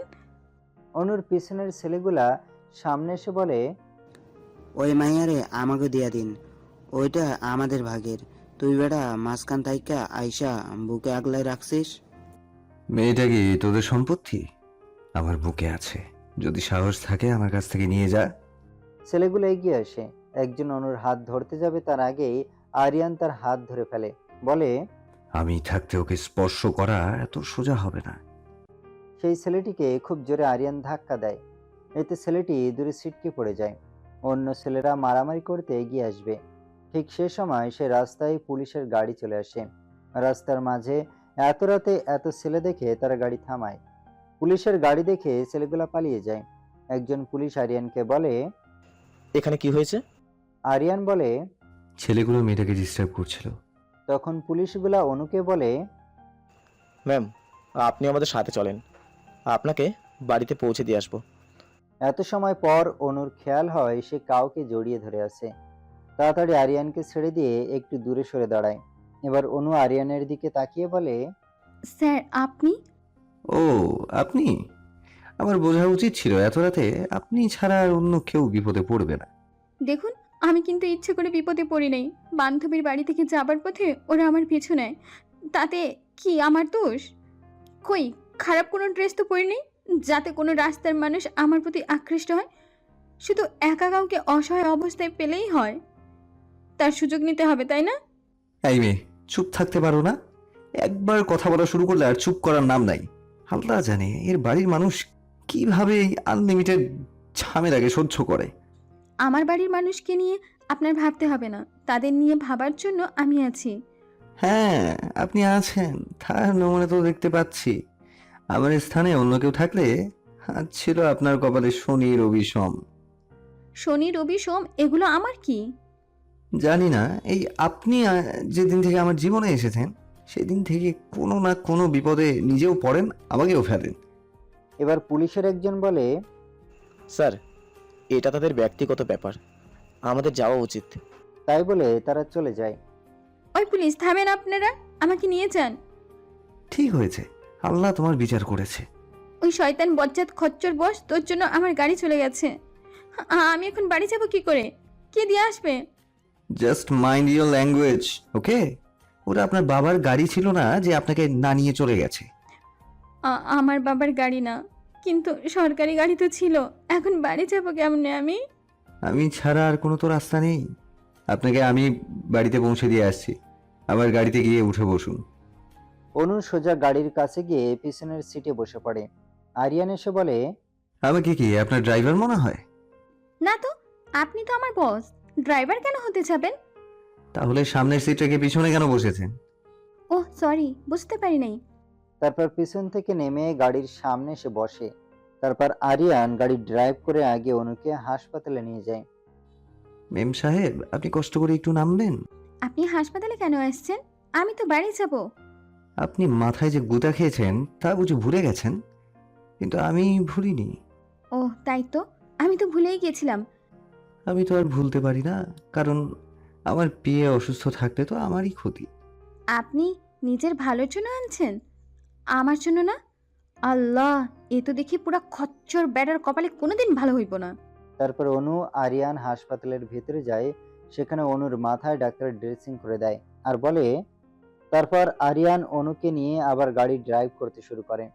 অনু চুপচাপ গাড়িতে বসে আছে। আরিয়ান বলে, তা মেম সাহেব, আপনি কোথায় যাবেন? আপনার বাড়িতে তো অবশ্যই যাব না। এই মেয়ে, সোজাসুজি ভাবে উত্তর দিতে পারো না নাকি সোজা কথার মেয়ে না?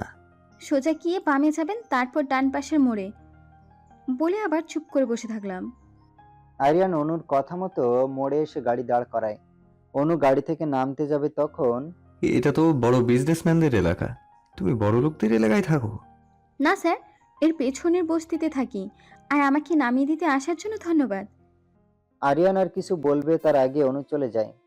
আর যাই হোক, মেয়েটার মাঝে কোনো একটা ব্যাপার তো আছে। দেখতে সাধারণ, কিন্তু কাজ করার স্টাইল, কথা বলার স্টাইল সবকিছুই কেমন যেন অন্যরকম। এসব ভাবতে ভাবতে আরিয়ান বাড়িতে চলে আসে। আরিয়ান বাড়িতে আসতেই ওর মা এসে দরজা খুলে দেয়। মা, তুমি এখনো জেগে আছো? ঘুমিয়ে গেলেই তো পারতে। কি যে বলিস বাবা, যে মায়ের ছেলে এত রাতে বাড়িতে আসে সে মা কি রাতে শান্তিতে ঘুমাতে পারে? আরিয়ান ওর মাকে জড়িয়ে ধরে বলে, আরে মা, আমাকে নিয়ে এত চিন্তা করো না, আমি ভালো আছি। হঠাৎ দেখে আরিয়ানের শার্টে রক্ত লেগে আছে। তাড়াতাড়ি ছেলেকে বলে, এই তোর কি হয়েছে, রক্ত কেন শার্টে? আমার কিছু হয়নি, রাস্তার একটা মেয়ে গাড়ির সাথে ধাক্কা খায়, সেই মেয়েটার রক্ত। তা মেয়েটা ভালো আছে তো? বেশি ব্যথা পায়নি তো? আরে মা, জাস্ট কুল ডাউন। মেয়েটা ভালো আছে, তাকে বাড়িতে পৌঁছে দিয়ে এসেছি। আচ্ছা তাহলে যাও, অনেক রাত হয়েছে, ফ্রেশ হয়ে ঘুমিয়ে পড়ো, সকালে কথা হবে। আরিয়ান রুমে এসে আয়নার সামনে দাঁড়িয়ে নিজেকে দেখছে। তার বুকে অনুর রক্তের দাগ। এ দাগ হয়তো ধুয়ে দিলে চলে যাবে। কিন্তু মনের মাঝে যে দাগ আছে, সে দাগ কি কোনো কিছুর দিয়ে মুছা যাবে? এদিকে অনু এত রাতে বাড়িতে আসছে কেউ বুঝতে পারে নাই। দরজায় হালকা নক করতে রহিমা দরজা খুলে দেয়। রহিমা জোরে কথা বলবে তার আগে অনু তার মুখ চেপে ধরে বলে, আমি ভালো আছি, আমার কিছু হয়নি, যা কথা সব সকালে হবে। তা বলে অনু নিজের রুমে গিয়ে হাত মুখ ধুয়ে ঘুমোতে বিছানাতে যায়। আর ভাবতে থাকে সকালে যা আছে কপালে তা তো ভোগ করতেই হবে। অনু সকালের কথা চিন্তা করে রাতের ঘুম কেন নষ্ট করব? আগে ঘুম, তারপর বাকি কথা হবে। ওদের চিন্তা করে ঘুম নষ্ট করতে আমি রাজি নই। ঘুম ভালোবাসি আমি, বড্ড ঘুম ভালোবাসি। গভীর ঘুমের সাগরে অনু ডুবে যায়। আর আরিয়ান, কে রাখে তার খোঁজ? কেউ না, সে একা, তাকে বোঝার কেউ নেই। সকালে ঘুম থেকে উঠে ফ্রেশ হয়ে নিজের রুম থেকে বাইরে সবার সামনে যেতে অনুর ভয় করছে। যে বিপজ্জনক মা যদি দেখে কপাল কেটেছে তাহলে হাজার প্রশ্ন করবে। সাথে বাবার কথা, ভাইয়ের শাসন। অনুরে, তোর জীবন শেষ। তারপরে অনু নিচে চুপচাপ এসে ডাইনিং টেবিলে নাস্তা করতে বসে। ভাবিজান দেখলেন অনু আম্মাজানের কি হয়েছে? সবাই রহিমার কথা শুনে অনুর দিকে তাকিয়ে দেখে ওর কপালে ব্যান্ডেজ করা। অনু সবার এভাবে তাকিয়ে থাকে দেখে ভয় একটা ঢোক গিলে বলে, দেখো, আমার দিকে এভাবে তাকিয়ে দেখার মতো কিছু হয়নি। কিছু হয়নি তাহলে কপাল কাটছে কি এমনি এমনি? আর তুই রাতে কখন বাইরে গেলি, আবার বাড়িতে আসছিস কখন? আম্মাজান রাত 3টার সময় বাড়িতে আইছে, আমি দরজা খুলে দিছি। অনু একটা রাগী লোক নিয়ে রহিমার দিকে তাকায়। শালা কিছু তো বলে ব্যাপারটা ধামাচাপা দিব ভাবছিলাম, সবে বিয়াক্কেল মহিলা শেষ করে দিল মনে মনে। আবির রেগে গিয়ে বলে, কি হলো অনু, এত রাত হয়েছে কেন বাড়িতে আসতে? কোথায় গিয়েছিলি তুই? অনু চুপ করে আছে, কিছু বলে না। কি হলো অনু? আবির তোমাকে প্রশ্ন করছে, উত্তর দিচ্ছ না কেন? অনু এবার ভ্যা ভ্যা করে কান্না করতে করতে রিমার বাড়ি থেকে বাহির হবার পরের সব কথা বলে। শুধু আরিয়ানের সাথে ঝগড়া করছে সে কথা আড়াল করে রাখে, কিন্তু তাকে যে তার বস বাড়িতে পৌঁছে দিয়ে গেছে তা বলে। যদি তোর বস সাহায্য না করতো তাহলে কি হতে পারতো ভাবা যায়? কোন সাহসে তুই একা ওদের বাড়ি থেকে বাইরে আসছিস? রিমার ফোন দিয়ে তো কল করে জানাতে পারতিস আমাদের। আসলে তখন তো জানতাম না যে ব্যাগে আমার ফোন নেই, আর এমন বিপদ হতে পারে। তুই মডার্ন মেয়ে হয়ে এ কথা কি করে বলতে পারিস যে জানতি না বিপদ হতে পারে? যেখানে দিনে মেয়েরা নিরাপদ নয় সেখানে তুই রাতে একা বাইরে ছিলি। বিষয়টা ভাবতেই মাথায় রক্ত উঠে যাচ্ছে আমার। অনুর বাবা অনুর মাকে বকা দেয়। তোমার মেয়ে রাতে কোথায় যায়, কি করে, সেই সম্পর্কে আমাদের জানানো প্রয়োজন মনে করে না? কাল আমাদের কেন বলো নাই ও রিমাদের বাড়িতে গিয়েছে? অনু আমাকে বলে যায়নি, আমি জানতাম না যে অনু বাইরে গেছে, রুমে নেই। বাহ বাহ, তুমি কেমন মা! তোমার মেয়ে বাড়িতে আছে কি না তুমি সে খবর রাখো না। আমি তোমার উপর ভরসা রাখতে পারি না। যদি মেয়েটার কিছু হয়ে যেত তাহলে তো রাস্তার মানুষের থেকে খবর নিতে হতো। অনুর খুব খারাপ লাগছিল যে ওর ভুলের জন্য মাকে এত কথা শুনতে হচ্ছে। আসলে অনেক খারাপ কিছু হতে পারতো। বাবা প্লিজ দেখো, আমার ভুলের জন্য মা কেমন করে বলো না প্লিজ, আমি আর এমন করবো না। থাক, তোকে অনেক বেশি ভালোবাসি বলে এমন কাজ করতে পারছিস। তোমাকে চাকরি করার স্বাধীনতা দিয়েছি, তার মানে এই না যে ইচ্ছা করবা। দ্বিতীয় দিন এমন হলে যাকে পাবো তার সাথে তোমার বিয়ে দিয়ে দিব বলে বাবা আর আবির উঠে অফিসের জন্য তারা চলে যায়। তোর জন্য আজ আমাকে এত কথা শুনতে হলো। মেয়ে বড় করা যে কি জ্বালা তা তুই কোনোদিন বুঝবি না। অনু ওর মার সাথে কথা বলতে যায়, ওর মা কথা না বলে চলে যায়। তাই অনু চুপচাপ অফিসের জন্য বেরিয়ে যায়। এদিকে অফিসে এসে অনুর কোনো কাজে মন বসছে না, কি করবে অনু বুঝতেছে না। এমন সময় আরিয়ান ওর পিছনে এসে ওর কাঁধে হাত রাখে। অনু পিছনে না দেখে বলে, এই কোন বজ্জিতের এত সাহস আমার কাঁধে হাত রাখে? এরপর পিছনে তাকিয়ে দেখে আর কেউ না, আরিয়ান। তা আপনি অফিসে এসেছেন যে? কেন, অফিস কি ছুটি যে আসবো না? না তা নয়, আপনি অসুস্থ তো তাই। কোথাও লেখা আছে কপাল কাটলে যে অসুস্থ হয়ে যায়? না, লেখা নেই। তাহলে কোনো কাজ থাকলে বলুন, না হলে এখান থেকে যান। আমার অফিসে আমাকে যেতে বলছেন? এটা কেমন কথা? তো কি করব? কাজের কথা থাকলে বলুন, না হলে কি এখানে বসে প্রেম করবেন? প্রেম করার জন্য যদি পৃথিবীতে মেয়ের অভাব পড়ে, তাও আপনার সাথে প্রেম করতে যাব না। অনু কিছু বলবে তার আগে ওর ফোনে কল আসে। ফোন হাতে নিয়ে দেখে আবির। তাড়াতাড়ি রিসিভ করে বলে, হ্যালো ভাইয়া, বলো কি হলো, হঠাৎ ফোন করছো যে? তেমন কিছু না, তোর শরীর কেমন আছে? এই তো ভালো ভাইয়া। তুই নাকি অফিসে গেছিস? না গেলে তো পারতিস। আরে ভাইয়া, তেমন কিছু হয়নি, চিন্তা কর না, তাড়াতাড়ি চলে আসবো। আরিয়ান পুরো অবাক। অনু ফোন রেখে বলে, কি হয়েছে, এভাবে তাকিয়েছেন কেন? এত দামি ফোন ব্যবহার করেন কিভাবে? দামি ফোন কি শুধু বড় লোকেরা ব্যবহার করতে পারে, এমন কথা কোথাও বলা আছে? তা ঠিক নয়, কিন্তু আপনার ফোনটা অনেক দামি। শুনুন, আজকাল রিক্সা চালকের কাছেও ভালো দামি ফোন থাকে, সেখানে আমি তো বস্তির মেয়ে, আমার কাছে থাকা কি স্বাভাবিক না? আরিয়ান শুধু মাথা নেড়ে হ্যাঁ সম্মতি দেয়। আপনি কি ভিন্ন গ্রহের প্রাণী? মানে কি? বড়লোকেরা কিপটা হয় বেশি, টাকা খরচ করার ভয়ে এক পুরাতন মোবাইল 10-15 বছর ব্যবহার করে। পাগলে কি না বলে, ছাগলে কি না খায়। আপনি বললেই তো 10-15 বছর মোবাইল ব্যবহার করা যাবে না। কি জানি, এটা নিয়ে ভাবে নাই তো। আপনি কোনো কথা বলার আগে ভেবে বলবেন। আসলে স্যার, পুরা দেশের মানুষ জানে বড়লোকদের থেকে গরিব মানুষের শখ বেশি, তাদের টাকা না থাকলেও মনটা বড় আর উদার। তাই বুঝি? তাছাড়া বেশি আজারে শো অফ করতে পছন্দ করে, পেটে ভালো থাক বা না থাক। তাদের প্রশংসা করছেন নাকি অপমান করছেন বুঝতেছি না। আপনি কেন? কেউ আমার কথা বোঝে না। আরিয়ান বিড়বিড় করে বলে, পাগলের কথা কেউ কানে তোলে না। স্যার কিছু বলছেন আমাকে? কই কিছু বলি নাই তো। আর কিছু বললেন? আজ যদি আমার কোনো কাজ না থাকে তাহলে আমি কি বাড়ি যেতে পারি? যান, কাল সময় মতো কাজে আসবেন এবং মনোযোগ দিয়ে কাজ করবেন।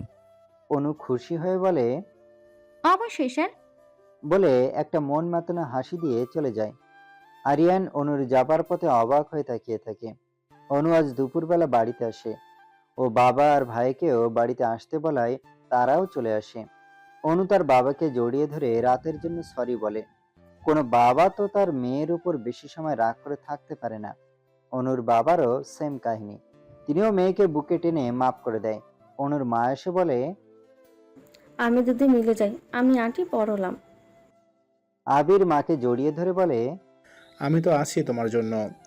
তারপর পুরো পরিবার একসাথে দুপুরবেলা খাবার খায় আর সারাদিন আড্ডা দেয়। এইভাবে বেশ কিছুদিন কেটে যায়। আরিয়ান আর অনুর ঝগড়া তো প্রতিদিন হতেই থাকে। এসবের মাঝে আরিয়ানের ফুপু আরিয়ানের বিয়ের জন্য মেয়ে ঠিক করেছে এবং বিয়ের তারিখও ফাইনাল করে আসছেন। তা বড় আপা, আরিয়ানের জন্য যে মেয়ে ঠিক করেছেন তা আরিয়ানকে বলবেন না? আরিয়ানকে না জানালেও চলবে, কারণ ও আমার মতের উপর দিয়ে কখনো যাবে না। তাই বলে যে বিয়ে করবে তাকে জানাবেন না? এটা আমার বিষয়, আমি বুঝবো, তোমাকে এ নিয়ে না ভাবলেও চলবে। বলে সে আরিয়ানের অফিসে মিষ্টি নিয়ে যায়। এমন সময় অনু আরিয়ানের কেবিন থেকে বাইরে এসে কার সাথে ধাক্কা খায়। অনু বলে ওঠে, কোন কানারে চোখ বাড়িতে রেখে আসছে, বেয়াদব কোথাকার। অনু সামনে তাকিয়ে দেখে একজন মধ্যবয়সী মহিলা ওর দিকে রাগী ভাবে তাকিয়েছে। এই যে এইভাবে তাকিয়ে থাকার কি আছে? আপনি আমাকে ধাক্কা দিয়ে অন্যায় করেছেন, তাই তাড়াতাড়ি সরি বলেন। বেয়াদব মেয়ে দেখেছি, এমন মেয়ে দেখি নাই। বড়দের সাথে কিভাবে কথা বলতে হয় তাই জানি না।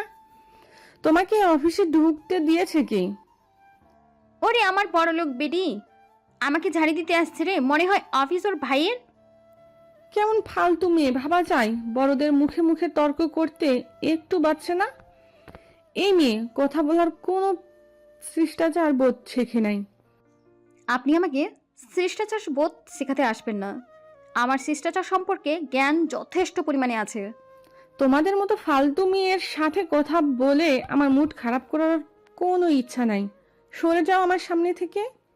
অনু তার সামনে দাঁড়িয়ে বলে, সরি, যেতে দিতে পারবো না, অনেক কথা বলেছেন, আগে কাজের কথাটা বলে তারপর যাবেন। মানে কি? মানেটা খুব সোজা। আপনি বাইরে যদি একটু অপেক্ষা করতেন তাহলে আমার সাথে আপনার ধাক্কা লাগতো না, না এত কথার সৃষ্টি হতো। তাই আপনি যখন অপেক্ষা না করে চলে আসছেন তখন তো সরি না বলে আপনাকে যেতে দিতে পারি না। তোমাকে আমি বলবো সরি? মাথা খারাপ? কোনো দিনও না। তাই বলে অনুকে সাইড করে চলে যেতে লাগে। তখন অনু তার হাত ধরে বলে, আপনি তো জানেন না কার সাথে আপনার দেখা হয়েছে। সরি না বলা পর্যন্ত আপনাকে আমি ছাড়বো না। এই নিয়ে তুমি জানো কার সাথে এমন ব্যবহার করছো তুমি? আমার জানার কোনো প্রয়োজন নাই, কারণ অন্যায় ছোটরা করলে তাদের ঘাড় ধরে সরি বলাইতে সবাই খুব ভালো করে পারে, আর বড়দের সব অন্যায় মাপ। আল্লাহ, তোমার মতো মেয়ের কোনোদিনও ভালো করবে না। ভাগ্যিস তুমি আমার বাড়ির মেয়ে মা বউ না। দেখুন, আমার আপনার বাড়ির কাজের মেয়ে হবারও ইচ্ছে নেই, আর ওই সব হওয়া তো দূরের কথা, তাড়াতাড়ি সরি বলে যেখানে যাবার জানতো। মহিলা রেগে সরি বলে। অনুর থেকে নিজের হাত ছাড়িয়ে চলে যাবার সময় বলে, জীবনে তোমার মতো ফালতু মেয়ের সাথে আর দেখা না হলে খুশি হব। অনুও বলে, আমিও তাই। আরিয়ান তখনও মনোযোগ দিয়ে কাজ করছিল। হঠাৎ করে ওর মুখের সামনে কেউ মিষ্টির প্যাকেট রাখে। অবাক হয়ে সামনে তাকিয়ে দেখে ফুপু আম্মা। ফুফু আম্মা, আপনি অফিসে? আমাকে ফোন করলেই তো আমি বাড়িতে চলে আসতাম। ফুপু আম্মা কিছু না বলে আরিয়ানকে মিষ্টি খাওয়াই দেয়। আচ্ছা ফুফু আম্মা, হঠাৎ মিষ্টি কেন? তোমার বিয়ে ঠিক করছি। মেয়েটা মাশাআল্লাহ অনেক সুন্দর, শিক্ষিত, নামাজ পড়ে, একদম সংসারী মেয়ে। তাই ডেটও ফিক্সড করে আসছি। আরিয়ানের গলা দিয়ে কেন জানি আর মিষ্টি নামতে চাইছে না। তারপর আরিয়ান জোর করে পানি দিয়ে মিষ্টি গিলে খায়। তারপর মুখে একটা সুন্দর হাসি নিয়ে বলে, তাহলে তো ভালো। কবে বিয়ের আসরে যেতে হবে সেদিন বলবেন, আমি বর সেজে চলে আসব। এই তো সামনে মাসে ঠিক করছি। তোমার কিছু করতে হবে না, শুধু বিয়ের দিন গিয়ে বিয়ে করে বউ নিয়ে চলে আসবে। জি, আপনি যা বলবেন তাতেই আমি রাজি। আচ্ছা, আমি এখন আসি, বাড়িতে অনেক কাজ আছে। সামনে তোমার বিয়ে বলে কথা। জি, আপনার দায়িত্ব বেশি তো। আচ্ছা আরিয়ান, তোমার অফিসের সব মেয়ে কি ভদ্র? জি ফুফু। কেন, কেউ কি আপনাকে কিছু বলেছে? যদি বলে আমাকে শুধু তার নাম বলবেন, দেখুন আমি তার কি ব্যবস্থা করি। না, কেউ কিছু বলে নাই। শুধু পথের মাঝে এক জঙ্গলি বুনো ওলের সাথে দেখা হয়েছিল। ঠিক বুঝলাম না, কি বলছেন?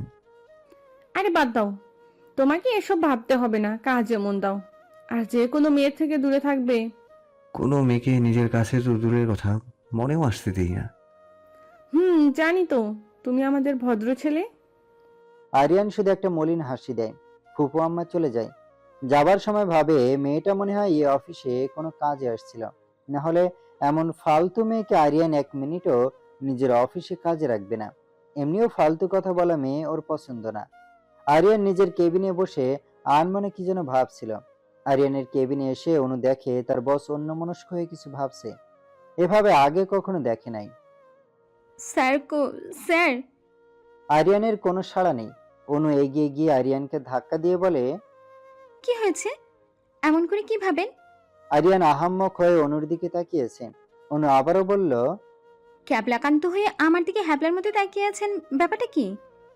তোমাকে কি করা উচিত তাই ভাবছি। এত ভেবে কাজ নেই। ছোট পিচ্ছি বাচ্চা তো নই যে পাপ্পি দেবেন। বড় হয়ে গেছি, দিলে চকলেট দেবেন।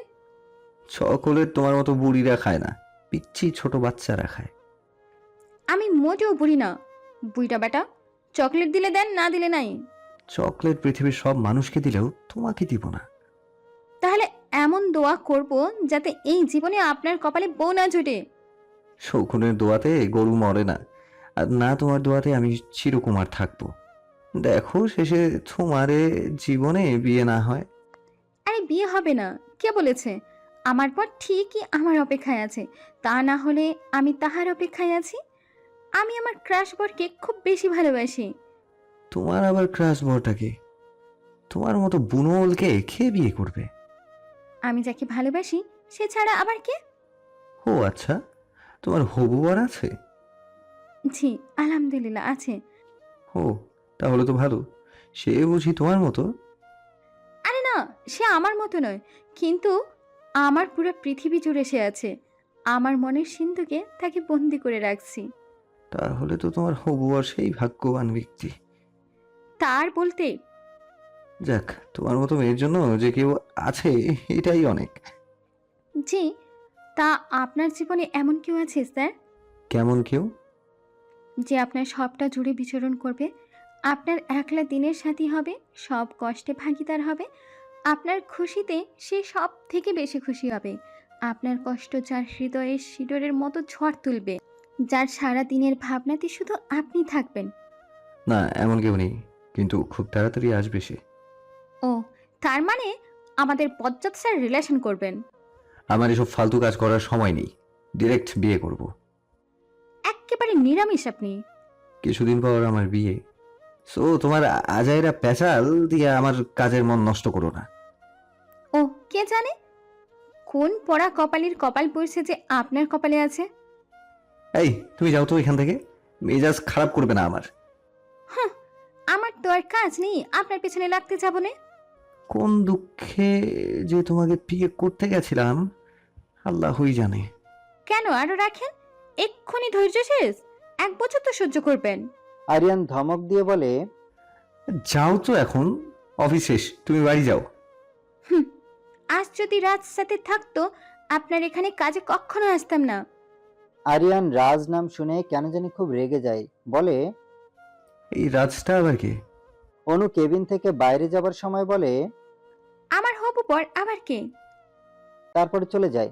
আরিয়ান নিজের কেবিনের সবকিছু ফেলে দিয়ে বলে, আমার জীবন থেকে কি এই রাজ নামের কালো ছায়াটা কি কোনোদিন যাবে না? আমি কি এমন পাপ করেছি যার জন্য আমার নিজের বলতে কোনো কিছু নেই? আমি কি মানুষ না? আমার কি কোনো হৃদয় নেই? নাকি হৃদয়টাও পাথরের? জানি না। যে আমার জীবনে আসতে চলেছে সে আমাকে কোনোদিনও আমার মতো কি বুঝতে পারবে তাও জানি না। আমার উপর সবার অধিকার আছে, কিন্তু আমার কারো উপর অধিকার নেই, এটাই আমি। অনু রাজকে নিয়ে যা বলছে তা কি সত্যি নাকি ডাহা মিথ্যে তা অনু জানে। এভাবে দিন কেটে যাচ্ছে, সময়ের সাথে সবকিছু বদলে যায়, কিন্তু অনুর মন থেকে রাজ কেন মুছে যায় না? সে কি আছে নাকি অনু কোনো মিথ্যা এক অনুভূতির পেছনে ছুটছে? এদিকে চৌধুরী ভিলাতে এসে ফুপু আম্মার রাগে ফুলকো লুচি হয়ে আছে, তা দেখে আরিয়ানের মা বলে, বড় আপা, আপনার কি হয়েছে? এমন অন্যরকম লাগছে কেন? ফুপু আম্মা বলে, আর বলো না, আজ এমন এক জঙ্গলি বুনো ওলের সাথে দেখা, কি আর বলবো বলো। আপা, আপনি তো আরিয়ানের অফিসে গেছেন, যাওয়ার পথে জঙ্গলে কখন গেলেন বুঝলাম না তো। আরে এক মেয়ের সাথে দেখা, বাবারে বাবা, মেয়ের যে কি ঝাঁজ বলা যাবে না, কোনো কথা বলার সুযোগ দিবে না, আর কোথায় পারবে না। আলহামদুলিল্লাহ, এমন প্রতিবাদী মেয়ে ভালো। এখন তো খুঁজলে এমন মেয়ে পাওয়া যাবে না। যারা এমন হয় সে মেয়েদের মন অনেক ভালো হয়, ওদের মাঝে কোনো ভেজাল থাকে না। এমন মেয়ে যেন তোমার ছেলের বউ হয়, তোমার ঘাড়ে এসে পড়ে। আমি না পা, আরিয়ানের বউ যেন এমন হয়। তোমার এই আশা জীবনে পূরণ হবে না। আরিয়ানের জীবনে সব সিদ্ধান্ত আমি নিব। তোমার স্বপ্ন পূরণ করার জন্য আয়াত আছে, আয়াতের বিয়ে দাও ওই মেয়ের সাথে। যদি এমনই হয় তাহলে আমি আয়াতের জন্য এমন মেয়ে আনবো। এক ছেলের বউ তো মনের মতন হবে। তোমার আয়াত আরিয়ান না যে সে তোমার কথা মতো বিয়ে করবে। আয়াত আমার ছেলে, আরিয়ানের উপর যদি অধিকার ছেড়ে দিতে পারি তাহলে আয়াতের উপর জোর করতে পারবো, ভুলে যাবেন না। তাই ভালো, অমন বুনো ওল আয়াতের ঘাড়ে ঝুলিয়ে দাও। ইনশাল্লাহ, আয়াতের জন্য এরকমই মেয়ে খুঁজবো আমি। আচ্ছা, এসব বাদ দাও, বড় ছেলের বিয়ে নিয়ে চিন্তা করো, ছোট ছেলে পালিয়ে যাবে না। মেয়ে দেখা থেকে তারিখ ঠিক করার সব যখন আপনিই করেছেন, তখন বিয়ের বাকি কাজ আপনিই করেন বলে সে চলে যায়। হঠাৎ একদিন রিমা ও তার পরিবার অনুদের বাড়িতে আসে। রিমার বড় বোন রিমির বিয়ে তার দাওয়াত দিতে। অনুর পরিবার তো বিয়েতে যাবে, সে যাই বলেন। তখন রিমা বলে, আমি অনুকে আমাদের বাড়িতে আজকে ওর সাথে করে নিয়ে যেতে চাই। অনুর বাবা বলেন, অনু যদি যেতে রাজি থাকে তাহলে আমাদের কারো কোনো সমস্যা নেই। আমি যেতে পারবো না রে, আমার অফিসে অনেক কাজ, তার উপর নতুন জব, কিভাবে এতদিনের ছুটি চাইবো? একটু বুঝতে চেষ্টা করো। বুঝতে পারছি আমাদের সবার থেকে তোর কাছে জবটাই আগে। আজব, এমন কেন হবে বলো তো? তোর বোন কি আমার বোন না? তাছাড়া বিয়েটা তো ঘরোয়াভাবে হবে, কোনো অনুষ্ঠান করে তো দিবে না। তাহলে সমস্যা কোথায়? সমস্যা আমার মাথায়। অনু গিয়ে রিমাকে জড়িয়ে ধরে বলে, আরে পাগলি, তোর বিয়েতে আমি 1 মাস আগে যাব, দেখবি? তাক, অনেক হয়েছে আলগা পিরিত। আপুর বিয়ের দিন অন্তত পক্ষে সময় মতো পৌঁছে যাবে, এটা তো তোর থেকে আশা করতেই পারি। কেন, আমি কি লেট লতিফ যে রিমিয়াপুর বিয়েতে লেট করে যাব? লেট লতিফ না, কিন্তু লেট লতিফা। তুই এ কথা কিসের ভিত্তিতে বলতে পারছিস? তুই সব কাজে ফাস্ট হতে পারিস, কিন্তু কোনো অনুষ্ঠানে কাজের সময় তুই লেট করবি সেখানে পৌঁছাতে। যা, তোর বিয়েতেও যাব না। আমার বিয়েতে তো তোর যেতে হবে না, আপাতত আমার বোনের বিয়েতে সময় মতো আসলে আমি খুশি হব। দেখছো সবাই কি খারাপ, আমাকে ওর বিয়ের দাওয়াতে দিবে না, তাই বলে আমি আমার বেস্টুর বিয়ের দাওয়াত মিস করতে পারবো না গো। তারপর দাওয়াত দিয়ে রিমার পরিবার চলে যায়। অনুর মায়ের লেকচার শুরু হয়ে যায় অনুর সাথে। আর যদি আমার মেয়েটা চাকরি না করে বিয়ে করতো, তাহলে আমিও সবাইকে এইভাবে দাওয়াত দিতে পারতাম। আবারও শুরু হয়েছে তোমার বিয়ে নিয়ে লেকচার? কি শুরু করছি? যা সত্যি তাই বলছি। আমাদেরও অনেক স্বপ্ন আছে তোকে নিয়ে। আমাদের সব স্বপ্নের উপর তো তুই পানি ঢেলে দিচ্ছিস। মা, পানির অপর নাম জীবন, পানি ছাড়া কেউ বাঁচবে না। আহা, কি ভালো পানি। তুই যে বিয়ে না করে বুড়ি হয়ে যাবি, কে করবে তখন বুড়িকে বিয়ে? যে বুড়া বেটার ঘাড়ে আছি সেই করবে বিয়ে, তাছাড়া অন্য কেউ তো করবে না বিয়ে। তোর সাথে কথা বলা আর দেওয়ালে মাথা ফাটানো এক কথা। তাহলে আর আসিও না আমার সাথে কথা বলতে, বুঝছো মা? যা, আর বলবো না তোর সাথে কথা। এভাবে কয়েকদিন কেটে যায়। দেখতে দেখতে আরিয়ানের বিয়ের দিন ঘনিয়ে আসে। এদিকে অফিসে অনু আরিয়ানের কাছে ছুটি চাইতে যায়। স্যার, আমার কিছুদিনের জন্য ছুটি লাগবে। এমন ভাবে বলছো যেন এটা তোমার মামার বাড়ি, আর মামার বাড়িতে আবদার করতে চলে এসেছো। দেখুন স্যার, বান্ধবীর বোনের বিয়ে, আমার ছুটি লাগবেই। এখন আপনাকে ছুটি দিতেই হবে। মগের মুল্লুক নাকি যে ছুটি চাইলে আমি ছুটি দিয়ে দেব? কেন ছুটি দিবেন না শুনি? আমি নিজের বিয়ের দিনও অফিসে আসব, সেখানে আমার পিএ কিভাবে ছুটিতে থাকবে? কি বলেন? নিজের বিয়ের দিনও অফিসে আসবেন? আল্লাহ গো, এইটা কি মানুষ নাকি জিনভূত? কেন, কি হয়েছে? ওই কোন মানুষ নিজের বিয়ের দিন অফিসে আসে কাজ করতে? সবাই তো আরিয়ান চৌধুরী নয় যে বিয়ের মতো ফালতু কাজের জন্য সময় নষ্ট করবে। আপনার কপালে বউ থাকবে না, দেখবেন একদিন আমার কথা সত্যি হবে। বলে চলে যায়। এদিকে আজ সকাল থেকে অনু সব অফিসের কাজ তাড়াতাড়ি করছে, কারণ আজ রিমার বোনের বিয়ে। আরিয়ানও সেই বজ্জাতের বজ্জাত অনুরে অফিস টাইমের আগে ছাড়বে না। অনুর বাড়ি থেকে বারবার ফোন করছে তাড়াতাড়ি আসতে, কিন্তু অনু তো যেতেই পারছে না।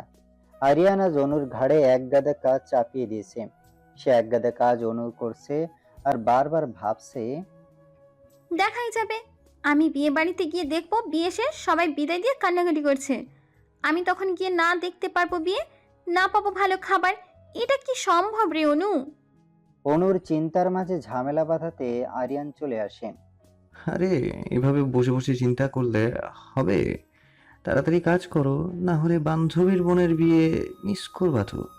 তা নিয়ে আপনার মাথা ব্যথা না করলেও চলবে স্যার। আচ্ছা, আপনি কাজ শেষ হলে চলে যাবেন। না, কাজ শেষ হলে এখানে বসে ঘুমিয়ে থাকবো। এবার খুশি তো? আপনার মতো ঘাড়তেরা মেয়ের সাথে কথা না বলাই ভালো। বলে আরিয়ান চলে যায়। অনু তার কাজ শেষ করে সোজা বাড়িতে চলে যায়। বাড়িতে ঢোকার সময় অনু ভাবতে থাকে, এখন কি পরে বিয়ে বাড়িতে যাব? এসব ভাবতে বসলে তো রাত পার হয়ে যাব। অনু নিজের রুমে এসে দেখে ওর বিছানার উপর সুন্দর একটা লাল রঙের লেহেঙ্গা রাখা, সাথে ম্যাচিং জুয়েলারি, মেকআপের সেট সহ প্রয়োজনীয় সব একসাথে রাখা। এসব দেখে অনুর 1 মিনিটও বুঝতে দেরি হলো না যে এসব কিছু মা ওর জন্য রেডি করে রাখছে। তাড়াতাড়ি বিছানার উপর থেকে ড্রেস নিয়ে বাথরুমে যায়। তাড়াতাড়ি চেঞ্জ করে বাইরে এসে চটজলদি রেডি হয়ে বাড়ি থেকে বেরিয়ে পড়ে। উদ্দেশ্য রিমাদের বাড়ি। কিন্তু বিয়ে বাড়িতে পৌঁছে অনুর আর শেষ রক্ষা হলো না। বিয়ে বাড়ি অনেকটা ফাঁকা ফাঁকা। অনু বুঝতে পারছে বিয়ের অনুষ্ঠান শেষ। এখন যদি বাড়ির ভেতরে যায় তাহলে আমাকে রিমা কাচ্চা চিবিয়ে খাবে, আবার দেখা না করে গেলে বেচারি কষ্ট পাবে। এসব ভাবতে ভাবতে অনু বাড়ির ভেতরে প্রবেশ করার সময় আবিরের সাথে দেখা। আবির অনুর কান টেনে বলে, লোকাল ট্রেন একদম সব কিছুর শেষে আসছিস, না আসলেও তো পারতিস। লাগছে ভাইয়া, কান ছাড়ো, যাচ্ছি তো রিমার কাছে। আচ্ছা যা, তাহলে তাড়াতাড়ি, আমি বাইরে থেকে আসছি। অনু ভেতরে গিয়ে রিমার সামনে গিয়ে দোকান ধরে বসে বলে, সরি দোস্ত, মাফ করে দে, আসতে দেরি করে ফেলেছি। আজ বুঝলাম সত্যি আমি লেট লতিফা। না হয় বিয়ের অনুষ্ঠানে কেউ সব কিছু ফুরিয়ে গেলে আসে। ওরে আমার পড়া কপাল রে, এত সাজুগুজু করে লাভ কি হলো? শেষে তো শালা বচ্ছাত বসের জন্য একটা সুন্দর বিয়াইও কপালে জুটলো না। যার কপালে দাওয়াত খাওয়া নাই সে কি জোর করে দাওয়াত খাইতে পারে? দাওয়াত মিস হয়েছে, ভালো হয়েছে। অনু রিমাকে বলে, দোস্ত তোর কয়টা বিয়াই রে? আমাকে ধারে 2-3টা দিলেই চলবে। রিমা চুপচাপ মাথা নিচু করে বসে আছে, অনুর কথার কোনো উত্তর দিচ্ছে না। অনু হঠাৎ খেয়াল করে যে আশেপাশে অন্য কিছু হচ্ছে। রিমা বলতো ওই সাইডে কি হচ্ছে রে? আমার বাপের সম্মানের 40 করছে সবাই। সত্যি করে বলতো কি হয়েছে? রিমি আপু পালিয়ে গেছেন? আরে আপু যদি পালিয়ে যেত তাহলে তো ভালোই হতো, কিন্তু সে পালিয়ে যায়নি। আজব কথা, পালিয়ে না গেলে সমস্যা কোথায় বলবি কি আমাকে? আপু আসছিলে ছোট ভাইকে দেখে পছন্দ হয়েছে। এখন সে যদি বিয়ে করে তার ছোট ভাইকে করবে, না হলে করবে না। আমি তো আগের থেকেই জানতাম রিমি আপু নিজের বিয়েতে কোনো না কোনো ভেজাল করবেই। রিমা হঠাৎ করে অনুর হাত দুটো ধরে বলে, প্লিজ অনু, তুই কিছু করে আমাদের সম্মানটা আজ বাঁচিয়ে দে। আমি কি করব? আজব তো, বিয়েতে ভেজাল তার বোন করেছে, তোরা ঠেলা বোঝ। আমি তো যাচ্ছি মজা নিতে, বাই বাই। জানি অনু, তুই এখানে গিয়ে এখন কিছু তো করবি, যাতে আমাদের সম্মানটা নষ্ট না হয়। তোর উপরে আমার পুরোপুরিভাবে বিশ্বাস আছে। যেখানে বরপক্ষ আছে অনু সেখানে চলে আসে। এসে দেখে এখানে ঝামেলা ভালো মতো শুরু হয়ে গেছে। আপনারা আমাদেরকে এভাবে অপমান করার জন্য এখানে ডেকে এনেছেন? আপনার মেয়ে কি শুরু করেছে আমাদের সম্মান নিয়ে? সম্মান কি হাটে বাজারে কিনতে পাওয়া যায় যে আমরা আবারও কিনে নিয়ে আনব? দেখুন ভাই সাহেব, আমি জানতাম না আমার মেয়ে বিয়ের দিন এমন ভেজাল করবে। যদি আগে থেকে জানতাম তাহলে কখনো আপনাদের আমার বাড়িতে এনে এভাবে অপমান করতাম না। আরিফ সাহেব, দেখুন মেয়ে তো বিয়ের পর এমন কিছু বলে নাই, ওর মনের কথা বিয়ের আগে বলেছে। তাহলে এই বিয়েটা না দেওয়াই উত্তম। আপনারা আমাদের মাফ করে দিন। আজ যদি আমরা এখান থেকে অপমানিত হয়ে ফিরে যাই, এর খুব খারাপ প্রভাব পড়বে আপনাদের জীবনে। মেয়ে যখন ভুল করেছে তখন তো আমাদের তার ফল ভোগ করতেই হবে, এছাড়া আর কিছু করার নেই আমাদের। এখানে তো সত্যি অবস্থা খারাপ, আমি কোনো কিছু করেও সব ঠিকঠাক করতে পারবো না। অনু একটু পাশে থেকে দেখে অনুর মা, রিমার মা আর রিমি আপুকে এক মহিলা খুব বাজেভাবে কথা শোনাচ্ছে। কেমন বেয়াদব মেয়ে জন্ম দিয়েছেন, যে মেয়ে পরিবারের মান সম্মানের কথা চিন্তা করে না। দেখুন আপা, কথার মাঝে একটু ভদ্রতা বজায় রেখে কথা বলুন। আমাকে আসছেন ভদ্রতা শিখাতে? নিজের মেয়েকে একটু যদি শিক্ষা দিতেন তাহলে মেয়ে নিজের বিয়ের আসরে বসে হবু বরের ছোট ভাইকে দেখে বড় ভাইকে রিজেক্ট করে বলতো না আমি ছেলের ছোট ভাইকে বিয়ে করব। দেখুন আপা, আমার মেয়ে ছোট মানুষ, ভুল করেছে, তার জন্য তো আর আমরা রিমিকে মেরে ফেলতে পারি না। ওর মনে যা আসছে তা সবাইকে জানিয়ে দিয়েছে। হ্যাঁ, মেয়েদের মত প্রকাশ করাটা ভুল, তাও এমন পরিস্থিতিতে। আহারে, যে মেয়ের এখন বিয়ে দিলে কয়দিন পর 10 বাচ্চার মা হবে, সেই মেয়ে নাকি ছোট মানুষ? আপনাদের এসব ফালতু কথা শুনলে গা জ্বলে আমার। দেখুন আন্টি, ভুল আমি করেছি, যা শাস্তি দেওয়ার আমাকে দিন। আমার পরিবারকে প্লিজ কথা শোনাবেন না। এই বেয়াদব মেয়ে, বড়দের কথার মাঝে কথা বলো। কথা বলার শিষ্টাচার বুঝি বাড়ির মানুষ শেখায়নি? আমার পরিবার কথা বলার শিষ্টাচার শিখিয়েছে, তাই তো আমি আমার মনের কথা বিয়ের আসরে বলতে পারছি। এমন তো করি নাই যে বড় ভাইকে বিয়ে করে ছোট ভাইয়ের সাথে পরকিয়া করছি।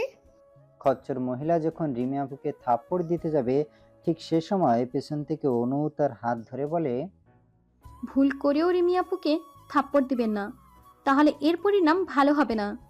বলে সে তার সামনে আসে। অনুর সামনে এসে দেখে এ তো সেই দিনের সেই খচ্চর মহিলা যার সাথে সেদিন অফিসে ধাক্কা খেয়েছিলাম। ও আচ্ছা, আমরা তাহলে ভুল বাড়িতে সম্পর্ক করতে আসছি। যে বাড়ি সব মেয়ে বেয়াদব, কোনো শিষ্টাচার জ্ঞান এ বাড়িতে মেয়েদের নাই। দেখুন আন্টি, একটা ঘটনার উপর ভিত্তি করে আপনি সবাইকে অপমান করতে পারেন না। এই বেয়াদব মেয়ে, একদম চুপ থাকবে। যখন বড়রা ভুল করে তখন ছোটদের কথা বলতে হয়, কারণ এখানে আপনাদের পরিবারের সম্মানের সাথে আমাদের সম্মান জড়িত। আপনাদের যতটা অপমান হবে, আমাদেরও ততটা অপমান হবে। তোমার লেকচার শুনতে চাই না। আমি লেকচার দিচ্ছি না, যা সত্যি তাই আপনাকে বলছি। দেখুন আন্টি, এত ভেজালের কোনো দরকার নেই। আজ কোনো বিয়ে হবে না, মাপ চাই। আমাদের ডেকে এনে এভাবে অপমান, এর ফল খুব খারাপ হবে কিন্তু। আজ এ বাড়ি থেকে বউ না নিয়ে আমি যাব না। দেখুন আন্টি, এটা কোনো সিরিয়াল না যে এক বোন বিয়ে করবে না তাই তার ছোট বোনকে দিয়ে বিয়ে করে নিয়ে যাবেন। এসব ফালতু চিন্তা ভাবনা বাদ দিয়ে বরযাত্রী নিয়ে চলে যান। এই আপনার ফালতু মেয়েকে চুপ করতে বলেন। এই অনু, বড়দের মাঝে কথা বলতে নেই। তুমি চুপ করো প্লিজ অনু, সবসময় প্রতিবাদী হতে হয় না। মা, তার মানে এই নাকি যে বিয়ের নামে এখানে পুতুল খেলা হবে? আমি আর যাই করি এসব মানতে পারবো না। এই মেয়ে এখানে তোমার সাথে কথা বলতে আসি নাই। তুমি একদম চুপ করো, না হলে তোমাকে ঘাড় ধরে বাহিরে পাঠিয়ে দিব। আন্টি, আপনারা তো সাহস আমার বোনকে ঘাড় ধরে বাহির করে দিবেন? আমার বোন কোনো রাস্তাঘাটের মেয়ে নয়, বুঝছেন? আপনারা কিন্তু আমাদের অপমান করছেন। আমাদের বাড়িতে সবাই বউ বরণ করার জন্য অপেক্ষা করছে। আমরা এভাবে খালি বউ ছাড়া গেলে আমাদের পরিবারের সম্মান কোথায় যাবে একবার ভাবছেন? অনু একটু মজা করে বলে, সম্মান আর কোথায় যাবে? বানের চলে ভেসে যাবে। ফুপু আম্মা এসে অনুকে থাপ্পড় দিতে যায়। তখন আরিয়ান এসে বলে, ফুফু, এইসব বস্তির মেয়ের সাথে কথা বলবেন না। এসব বস্তির মেয়েরা কি বুঝবে মানুষের সম্মানের কথা? এক্সকিউজ মি মিস্টার, অনু কোনো বস্তির মেয়ে না। তাই বুঝি? তাহলে সে কি কোনো দেশের রাজা মহারাজের মেয়ে? আরিয়ান খান অনু খান গ্রুপ অ্যান্ড কোম্পানির মালিকের মেয়ে, আমার একমাত্র বোন। অতিরিক্ত আদরে একটু বিগড়ে গেছে, তার মানে এই না যে যে কেউ ওকে অপমান করতে পারে। আরিয়ান যেন আকাশ থেকে পড়ছে। অনুর দিকে তাকিয়ে দেখে কোনো রাজকন্যার থেকে কম সুন্দর লাগছে না, পুরোপুরি পারফেক্ট ভাবে রেডি। বস্তির মেয়ে যখন না, তখন তো বাড়ির বউ করে নিয়ে যাওয়া যায়। আমাদের তো সম্মান বেঁচে যাবে মনে মনে। অনু আরিয়ানকে দেখে ভাবে, আল্লাহ, এই নিরামিষ বজ্জাত বেয়াটা কি রিমিয়াপুর কপালে ছিল? ভালো হয়েছে বিয়েটা ভেঙে গেছে মনে মনে। অনু আরিয়ানকে একটা চোখ টিপি দেয়। আরিয়ান একটু বিষম খায়। আয়াত এসে আরিয়ানের কানে কানে বলে, ভাই, এ মেয়েকে তুই চিনিস? আমার বিয়ে। ভাই, মেয়েটা কিন্তু সেই সুন্দরী। এ মেয়ে আমাকে বলছিল, আমার উপরে ক্রাশ খাইছিল। সেই দিনের কথা ভুলে যা, দেখ এখন কি করি। ফুফু, এরা তোমাকে অপমান করছে আর আমাদের সম্মান নষ্ট করেছে। এ বাড়ি থেকে বউ না নিয়ে কিভাবে যাব? যে মেয়ের বড় বোন এমন, তার ছোট বোন যে ভালো হবে তার কোনো নিশ্চয়তা নাই। আর এমন কোনো মেয়ে আশেপাশে নাই যে আমাদের বাড়ির বউ হবে। আছে ফুফু, এমন মেয়ে আছে, আর সে আজ আমাদের বাড়ির বউ হয়ে যাবে। কে আরিয়ান? আরিয়ান গিয়ে অনুর হাত ধরে বলে, ফুফু আম্মা, তোমাকে এ মেয়ে অপমান করেছে, আর আমাদের বাড়ির সম্মান বাঁচাতে অনু ছাড়া আর কোনো গতিপথ নেই। তাই বলে এই বেয়াদব মেয়ে হবে তোর বউ? তাহলে চলো বউ ছাড়া বাড়ি গিয়ে বেঁচে থাকা বাকি মান সম্মানও নষ্ট করি। তারপর আরিয়ানের ফুপু কিছু একটা ভেবে অনুর বাড়ির সবার সাথে কথা বলতে শুরু করে। এই বজ্জাত বেড়া আমার হাত ছাড় কইতেছি। আমি কোনোদিনও আপনাকে বিয়ে করব না। আজ আরে আমাকে বিয়ে করে আমার আর আপনার জীবন নষ্ট করবেন না। আজ তুমি আমার পরিবারকে অনেক অপমান করেছো, তার ফল তোমার ভোগ করতে হবে। সেখানে অনুর বাড়ির সবাই প্রথমে রাজি হয় না, কারণ এখানে একজনকে বিয়ে করতে এসে অন্যজনকে বিয়ে ব্যাপারটা কেমন দেখায়। অনেক কথা বলার পর আরিয়ানের বাবা অনুর বাবাকে অনেক রিকোয়েস্ট করার পর অনুর পরিবার রাজি হয় ওদের বিয়ের জন্য। আচ্ছা, আমাদের সমস্যা নেই, আমরা বিয়েতে রাজি, কিন্তু অনু তো রাজি হবে না। অনু কোনোদিন বিয়ের জন্য রাজি হবে না। আজ জোর করে ওর বিয়েটা দিয়ে দিন। তারপর সবাই এসে জোর করে অনুর বিয়ে আরিয়ানের সাথে দিয়ে দেয়। অনেক কষ্ট করতে হয়েছে, এমনকি তারা শেষে অনুকে ইমোশনাল ভাবে চাপ দিয়ে বিয়েটা দেয়। অনু আরিয়ানের বিয়েতে দু পরিবারের সবাই খুব খুশি, শুধুমাত্র অনু, ফুফু আর আরিয়ান খুশি না। বিয়ের সব অনুষ্ঠান শেষ, সবাই বউ নিয়ে বাড়ি যাবে, তার জন্য সব ঠিকঠাক করতে ব্যস্ত। সে সময় অনু বাড়ি থেকে বাইরে পালিয়ে চলে যায়। অনু রাস্তা দিয়ে যাচ্ছে আর ভাবছে, জীবনে কারো উপকার করব না, উপকার করলে বাস খেতে হয়। এখন আমার ক্রাশ বর রাজের কি হবে? আল্লাহ গো, আমার ক্রাশ বর কি কপালে জুটবে না? বজ্জাত বস কেমনে আমার বর হয়ে গেল গো। অনু রাস্তা দিয়ে যাচ্ছে আর বলছে, বিয়ে হয়ে গেছে তো কি হয়েছে? মানি না জোর জবরদস্তির বিয়ে, আমি ডিভোর্স দিয়ে দিব। যাবো না ওই খচ্চর মহিলার বাড়িতে, করবো না ওই বজ্জাত বসের সাথে সংসার, মরে গেলেও না। এসব ভাবছে আর রাস্তা দিয়ে যাচ্ছে। এদিকে বিদায়ের প্রস্তুতি শেষে কেউ আর অনুকে খুঁজে পায় না। এদিকে সেদিকে খুঁজে অনুকে পাওয়া যাচ্ছে না। এই খবর আরিয়ান আয়াতের কানে যেতে বেশি সময় লাগে না। এ কথা শুনে তখন ভাইয়া রে, শেষে কিনা বিয়ের পর ভাবি পালিয়ে গেছে। আগে জানতাম মানুষ বিয়ের আগে মেয়ে পালিয়ে যায়, এখন দেখি বিয়ের পর বউ পালায় যায়। আরে ছোট ভাই, চিন্তা করিস না, তোর ভাবি পালিয়ে আর কত দূর যাবে? মোল্লার দৌড় মসজিদ পর্যন্ত। পিছন থেকে আবির এ কথা বলে ওঠে, কি বোঝাতে চাইছেন আপনি? এই যে আমার বোন সোজা বাড়িতে গেছে, বাড়ি ছাড়া আর কোথাও জায়গা নাই যাওয়ার। যত রাগ করুক সে ঠিক বাড়িতে যাবে। ও, তাহলে বউ নিজের বাবার বাড়ি থেকে শ্বশুর বাড়ি যাবে, এ তো খুব ভালো কথা। কি ভাবি ফেলাম, ভাবা যায়? বরকে একা রেখে বাবার বাড়িতে চলে গেছে। তোর ভাবি বলে কথা, আলাদা তো হতেই হবে তাকে। আরিয়ান চৌধুরীর বউ ঠিক তার মতো ঘাড়তেরা। তা বিয়ের দিন বোঝা যাচ্ছে। আল্লাহ জানে আগে আগে আরো কত কি দেখব। আগে আগে দেখার জন্য আরো কত কিছু বাকি আছে। পিছন থেকে আবির এ কথা বলে ওঠে। এদিকে অনু বাড়িতে এসে সোজা নিজের রুমে গিয়ে আলমারি থেকে চকলেটের বক্স বাইর করে বসে বসে চকলেট খেতে শুরু করে। কি শখ, বিয়ে করলেই বউ পাওয়া যায় না, তাও জোর করে বিয়ে। আমি কখনো ওই বজ্জাত বসের বাড়ি যাব না। তাহলে আমাকে বজ্জাত স্যার আর ওনার ওই খচ্চর ফুপে মিলে শুটকি মাছ বানিয়ে রোদে শুকিয়ে ফ্রিজে রেখে দেবে। একমাত্র চকলেটগুলো আমার সুখের দুঃখের সাথে, এরা সবসময় আমার সাথে থাকে। এদের ভাগ আমি অন্য কাউকে কখনই দিব না।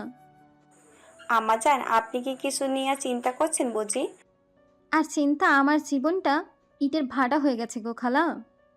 আম্মাজান, আপনি কাঁদেন কেন? আপনার কান্দন দেখে আমার কলিজায় লেগে গেছে। ওইসব ছ্যাঁকা টাকা বাদ দিয়ে বাড়ির মেন দরজা আটকায় দিব, যাতে কেউ না আসতে পারে। কেন আম্মাজান? আবির আর আফা আর ভাইজান তো আসবে। ওদের কাউকে বাড়িতে ঢুকতে দিবা না। যাও, এখন এখান থেকে চলে যাও। চিৎকার করে বলে।